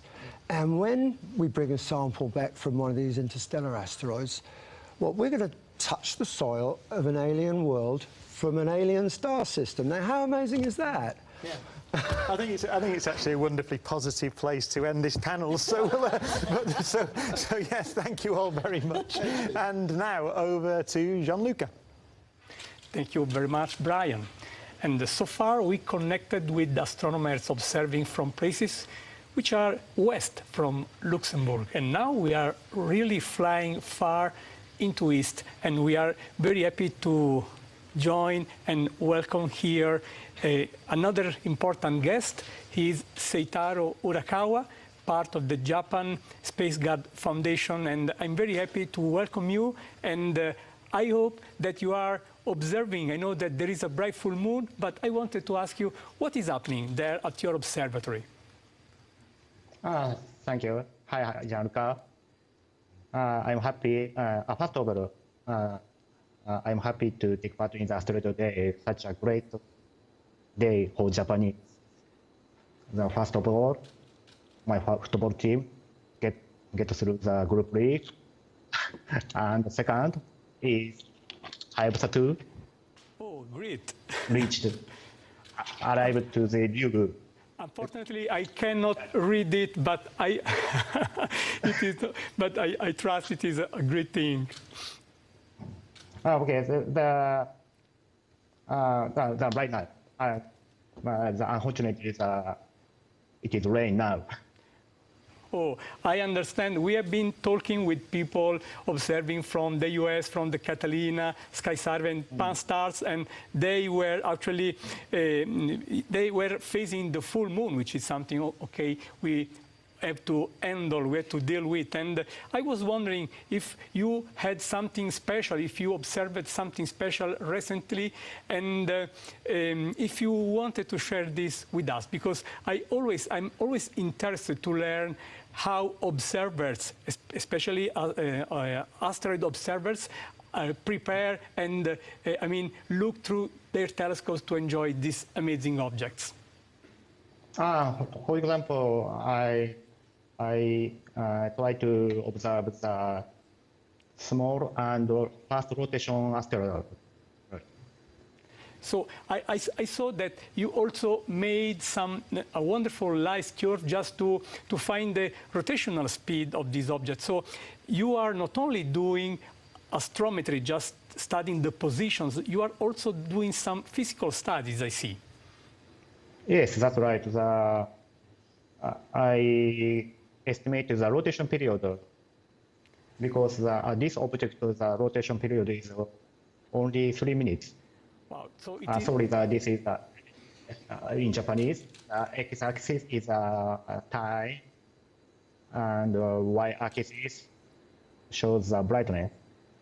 I understand. We can estimate the rotation brightness from the rotation period.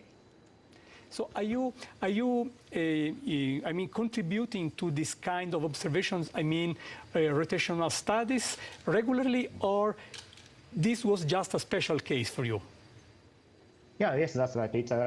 Usually I observe the near object that is linked up to the website of the Minor Planet Center.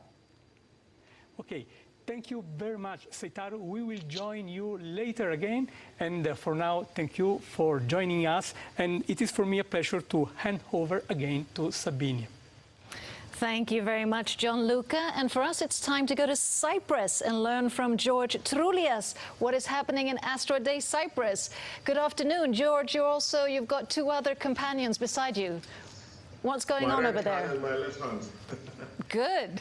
3 hands. So what's happening? Hello, Luxembourg. Hello, world. Hello. Tell us, how's the day been so far?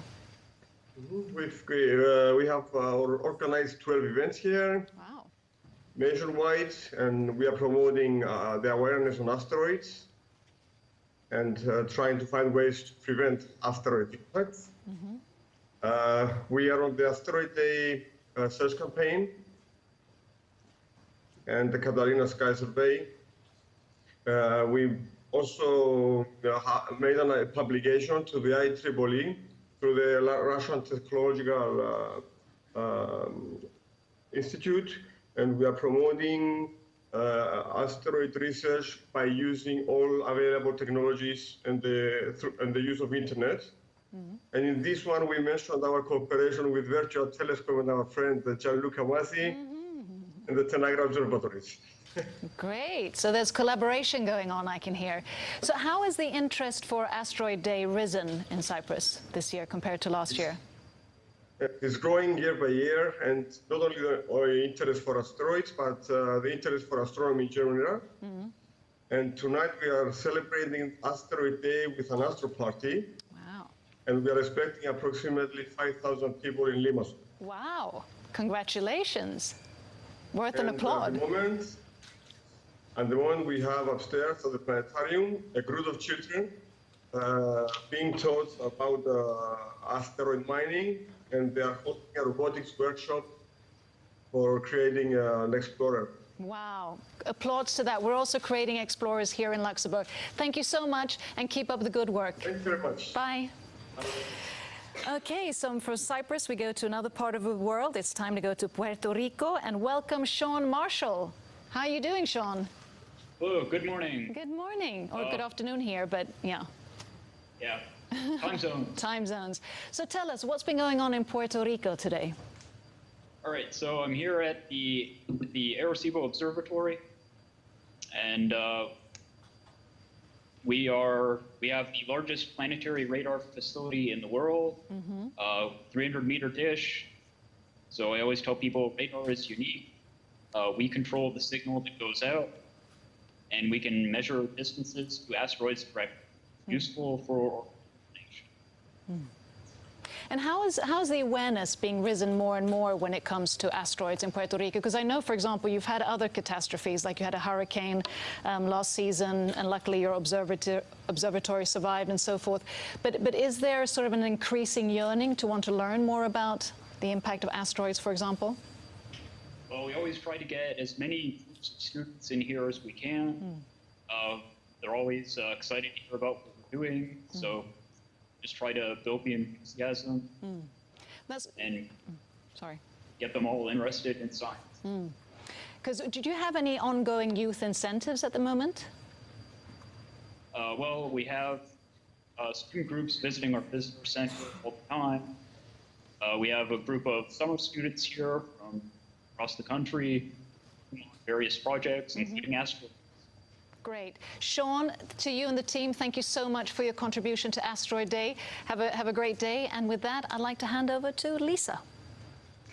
Thank you, Sabinia. And with me now from Tomorrow Street, we have one of our sponsors, Stefan Makar. Thank you so much for joining us and also for being one of our sponsors. Firstly, could you explain to our audience what Tomorrow Street actually is? Well, thank you for the introduction, Lisa, and it's a real pleasure to be here today. So Tomorrow Street, it's Vodafone's Global Innovation Centre. And what it is, it's been set up as a joint venture between Vodafone and Technoport's the national incubator based here in Luxembourg. Now, the real vision of Tomorrow Street is to work with small companies or later stage startups and then help them grow and scale their business on a global level. And we do that by using Vodafone's footprint. And so you talk about the small companies and wanting to help them kind of branch out. We're here talking about asteroids in space. Do you have any such space companies on your horizon? We don't particularly focus on space-related startups, but at Tomorrow Street we look after sort of three technology pillars, so Internet of Things, artificial intelligence and security. Now, I believe these are all areas that can help space startups on their journey. So for us, it's about sharing our learnings with the community and being part of that process that they go through. So who knows what the future will hold, though. Well, I know artificial intelligence is one of those three pillars, and it probably will become very important for people who may want to colonize the moon or Mars or both or beyond, as we've been hearing this afternoon. And so with the AI companies that you have coming on board, and I know Luxembourg with its Burst Resources initiative, you've probably got a lot of conversations going on a governmental level here too. Yes, so we do interact with the government quite a lot here. Technoport is funded by the Luxembourg government, so they are one of our partners, and we do have some of those discussions. And as a sponsor, it's wonderful for us, and we need the sponsors, of course. What does that bring to you, Tomorrow Street? I think if you look at the space industry, it's really the frontier where the mindset of a startup is quite similar, because it's all about taking a leap into the unknown and then making the impossible possible. And then if we look to the past with the mission to the moon, the inventions that have been born from that project, something as simple as the computer mouse, NASA actually funded that project, and it's used by millions of people every day. And there's countless examples of those innovations that we've seen from the space industry. So for Tomorrow Street, it's about keeping in touch, seeing what the latest innovations are, and then really sponsoring Asteroid Day. It's the perfect way for us to be involved and see some of the key players in the ecosystem. Thank you so much. As you rightly said, so many of our new and now daily things that we use every day, including mattresses even, were developed in space centres. And so who knows what is there for us in the future. And with that, I'd like to now hand over to Brian for the next discussion.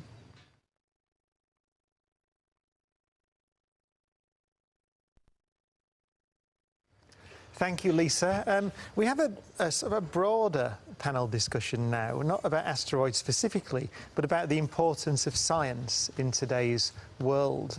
Patrick, I thought I'd start with you. We should perhaps, and I know it's difficult, define what science is, or at least what it means to each of us on the panel. Okay, so I would say, as a scientist, for me, science means understanding things and be able to verify and reproduce your findings. Like, for instance, if I say cows are parked next to trains so that we can entertain them, they think that. I cannot prove it. Maybe it's true, maybe it's not, but that's not science, because this is just a statement. So science for me is something that can be verified and reproduced, even though reproduced becomes a little more difficult now, because the more we advance in science, the more we see that things are rather chaotic, and therefore it's not necessarily true that we can reproduce something even though we are right. And therefore, for instance, in astrophysics, we try to derive scenarios which we believe are correct. But of course, if I make a simulation, then my colleague do another simulation, it will not necessarily have the exactly the same result. But qualitatively, at least, we should be able to derive some understanding. So I think that's my definition of science. And I think this is an important one, because we need to teach the public about it. Because with social media and all the news, fake news, etc., you need to be educated in order to verify whether what you see or what you hear is a truth, or is it just imagination. And there are ways to do it, but we need to tell the public about it. So it's a way of accumulating reliable knowledge. It's a way of accumulating reliable knowledge, and also it's a way of having a lot of pleasure. Because in fact, science knowledge is something which, I mean, wow, when you discover something, it's great. And plus, you know, it's like with human. When you are in front of somebody and you don't understand him or her, you appreciate the person less than if you understand it. And the same for matter. When we understand what we see, like we have now a new image of an asteroid, Ryugu, which turns our understanding on its head. Okay, there are many boulders, the shape is weird, etc. And little by little, we will begin to understand it.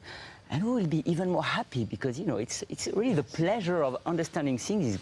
Would anyone like to expand on that broad point about what science is and why it matters? Well, I think it matters because we are always finding new things out by pursuing science. I mean, we can go back to over 100 years ago, right? We have physicists that were investigating the structure and the state of matter, and eventually they found that in all matter there were these things called electrons.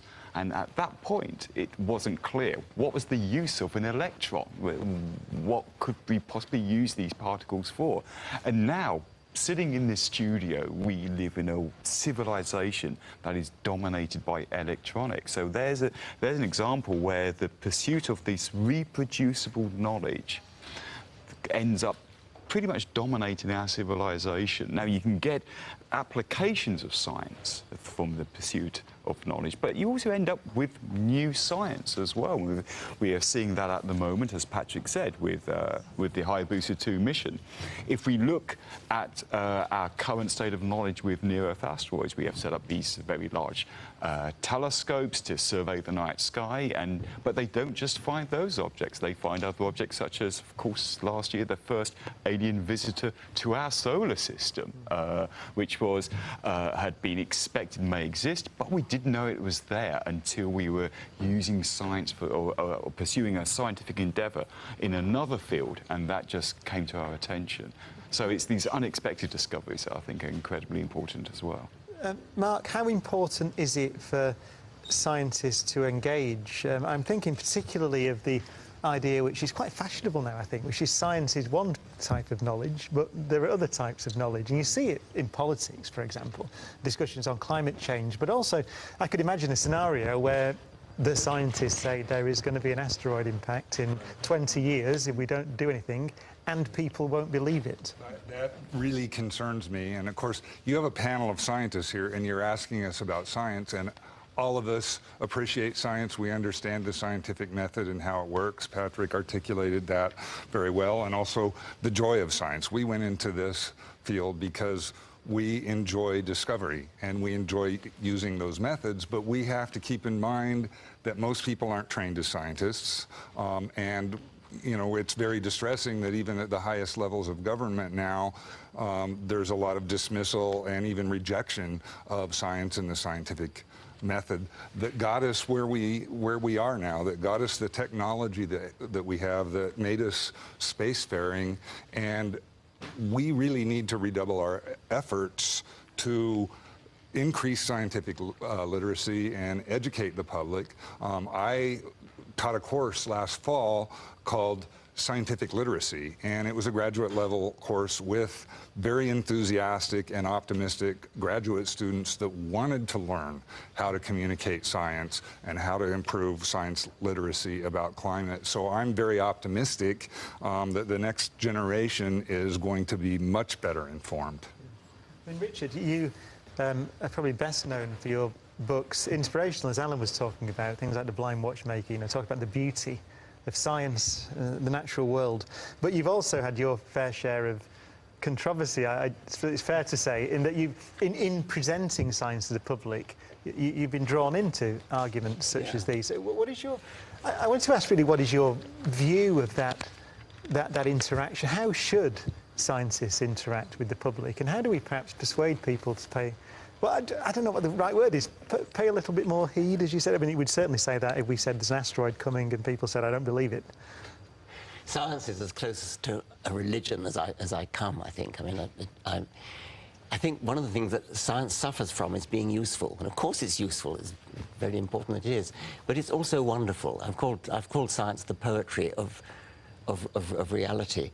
Carl Sagan, I think it was, conceived the idea of sending out into space a kind of cosmic tombstone, so that when we go extinct, there's just a faint possibility that some civilization out there will pick up this testament of what we were, and it would have Bach and Shakespeare and a bit of mathematics, and science would have to be in there. I mean, I think science is one of the reasons why we have to be proud of our species. It's also a bit puzzling as an evolutionist why we do science, why we do poetry, why we do mathematics, why we do art, because it's not useful in an obvious sense. And evolution is supposed to be all about being useful in the short term. And yet here we are, because of the way our big brains have evolved, doing things which are not useful in the short term. They may be useful in the long term, as well as being useful in the short term. And so there's something wonderful about the human species, the emergent properties of the human species. And poetry and music and science are among those things. It's one of the things that really makes me proud to be human, science. I'm conscious as we're talking, maybe people watching who think, well, but you're placing scientific knowledge in on a special pedestal, if you like, which I suppose in a sense we would all agree it should be in one sense, but in another sense it can seem that it's a very elitist thing to suggest.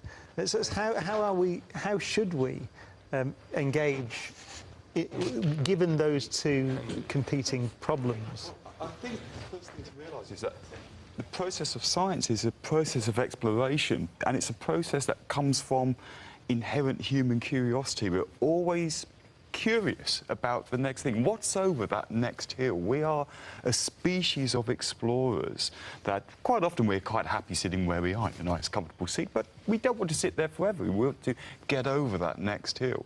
And that's what science gives us. It allows us to see over that next hill, either in physics, in biology, in evolutionary theory. It allows us to understand more, and it fulfills, I think, that inherent need that most of us have, and that's why generation after generation of scientists come about, because they take what has been found by the previous generation and advance it successfully. And that is a never-ending process. And some people might say, well, that means you will never have the job finished. But that's fine, because that means there's always something new and exciting and wonderful to find out.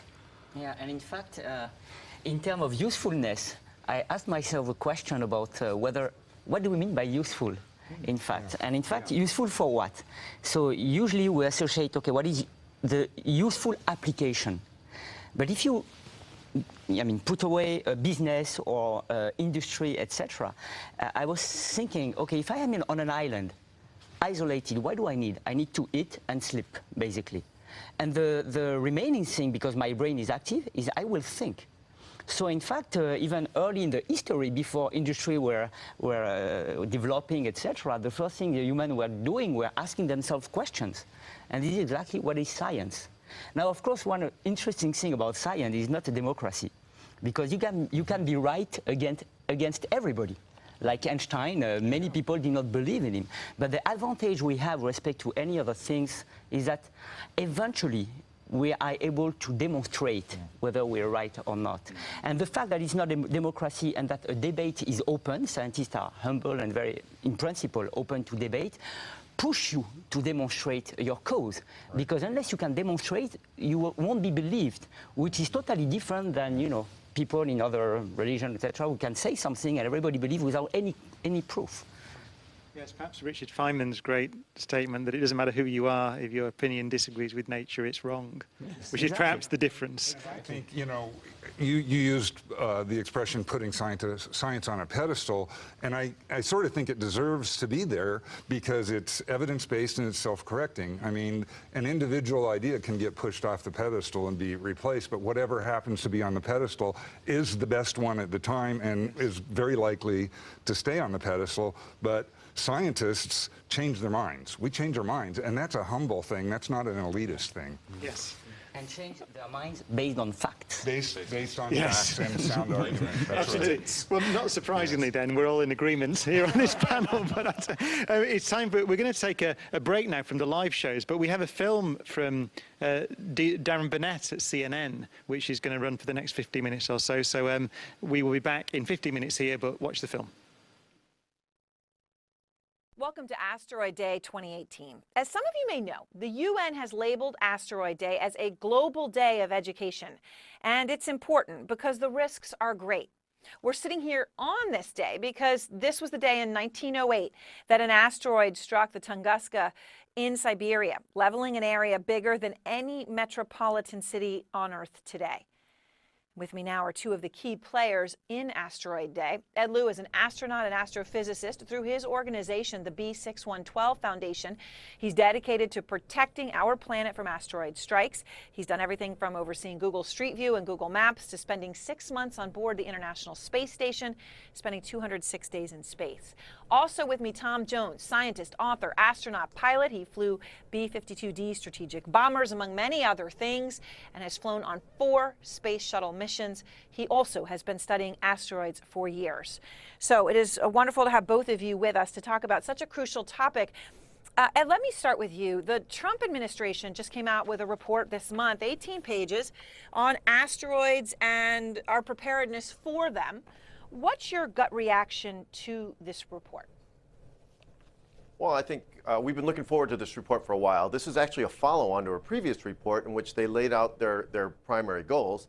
This report is on how they intend to meet those goals. So the actual plans for finding and tracking asteroids and the tests for deflecting an asteroid should we actually find one on its way. So, Tom, what do you make of that? Where are we right now on this crucial issue? You know, we've all seen, obviously, the movie, right? The Tom Hanks movie, and that sort of has captured the popular imagination. But when you talk now about intercepting or deflecting an asteroid, where are we right now? Well, it's good to have a plan. It's good to test the plan. And I think where we are today is we have an idea of how we can apply space technology to deflecting an asteroid that's on a collision course with Earth. But we don't really know whether that plan is going to work unless we test it. And I think what NASA has done in its action plan is to outline the need for an actual space demonstration of a deflection. And so we would send a spacecraft, in this case it's called DART for Dual Asteroid Redirection Test, smacking into an asteroid, a harmless asteroid, in about 2022, and then measure the effects of that. So where we are today is we know of a lot of asteroids. None are headed our way, but the test that's planned would prove that we can put our space skills together with our international partners and actually do something where we get warning of a rogue asteroid. Wow, all right, so that we're getting there, and we're actually, you know, we were looking at the time frame. By the way, I think I confused my action heroes. Bruce Willis, right? Not Tom Hanks. So Ed, you know, the report concludes, you know, as you read through it here, quote, NASA and its partners have identified more than 95% of all asteroids that are large enough to cause a global catastrophe, and none of those found poses a threat within the century. So, you know, you and I were talking about this as we got ready for this discussion. You said to come away from that thinking, okay, the problem is solved, nothing to worry about, would not be the right takeaway, right? No, and in fact, the report even points this out. The report points out that they have found 95% of the very largest of asteroids, the ones that would wipe out human civilization, or at least make it completely different than what we have today. The report points out is that the smaller asteroids, ones that might only destroy a country or only collapse the world economy or only kill 50 million people or something like that, or all the way down to just a few million people, those ones are not yet found, and that's our current task. I mean, it's terrifying. You're talking about, as you point out, only 50 million people. I mean, I guess it depends on the definition of the word catastrophic, but that would certainly be catastrophic to human civilization as we all have experienced it. You know, Tom, there's an argument out there put out by a former Microsoft technologist now who argues in the journal Icarus that the data out there about asteroids, specifically from NASA, might be wrong. You know, we might not really even know the sizes of what's out there, and if you don't know what you're looking at, how do you know what to be afraid of, or how do you know what could strike? How confident, Tom, are you right now in our technology to know what's out there, to know what could strike Earth? Well, NASA's been looking for rogue asteroids, particularly the ones that are in orbits that approach that of Earth, for the last 20 years or so in a very systematic way. And this controversy that you mentioned is concerning only one space-based telescope that offers up only a small fraction of the asteroids that have been discovered to date. So the ground-based telescopes that NASA funds annually to the tune of about $50 million a year, they do a fine job of tracking and discovering new asteroids every year, but that process is very slow. And so that controversy only affects the results from this NEO-WISE spacecraft. All the other tracking programs that NASA funds are going great guns, and there are over 18,000 near-Earth asteroids discovered to date. Now we have to accelerate that pace, as Ed has just mentioned, and we can do that with another more capable space-based telescope, or we can just wait a long time for the ground-based telescopes to weigh in. So I'm confident that we're on track to discover the smaller asteroids that we just talked about, the ones that can still threaten regions or metropolitan areas of the Earth. We have to do it faster, in my view, and that means launching a space-based telescope, I hope with international support. And how far are we from that? What do we still need to get that space-based telescope that would provide that acceleration that you say we so desperately need? Okay, so NASA spends about $50 to $60 million annually on asteroid detection and warning and technologies, and we would have to double that pretty much over the next 10 years to fly this space-based telescope. It competes with science missions. However, this is a public safety mission, and I think NASA should put the appropriate priority on that and get that job done in about the next 10 to 15 years. You know, Ed, many of those watching have seen the maps of the destruction, and they're aware. I mentioned Tunguska, right, as the reason for Asteroid Day, or the reason you observe it on the day that we do. But if an asteroid the size of the one which hit a remote area of Russia, of the Tunguska asteroid, struck New York or London now, modern New York or London, if you just look at a map of New York, everyone can see what the destruction would be. You'd be talking about the powerful, a bomb is 500 times more powerful, for example, than the one which hit Hiroshima. Millions and millions of people could die. What do we do now, Ed? I mean, when I hear that, obviously, I'm scared, as is everyone, because we don't know really what's out there. Something a lot smaller could cause huge damage. We don't really know what's there, and yet you say fear is not the main word you would use to describe where we are right now. No, I think we've got an opportunity here. I think we've got a brand new frontier that we're moving out into, and that's space.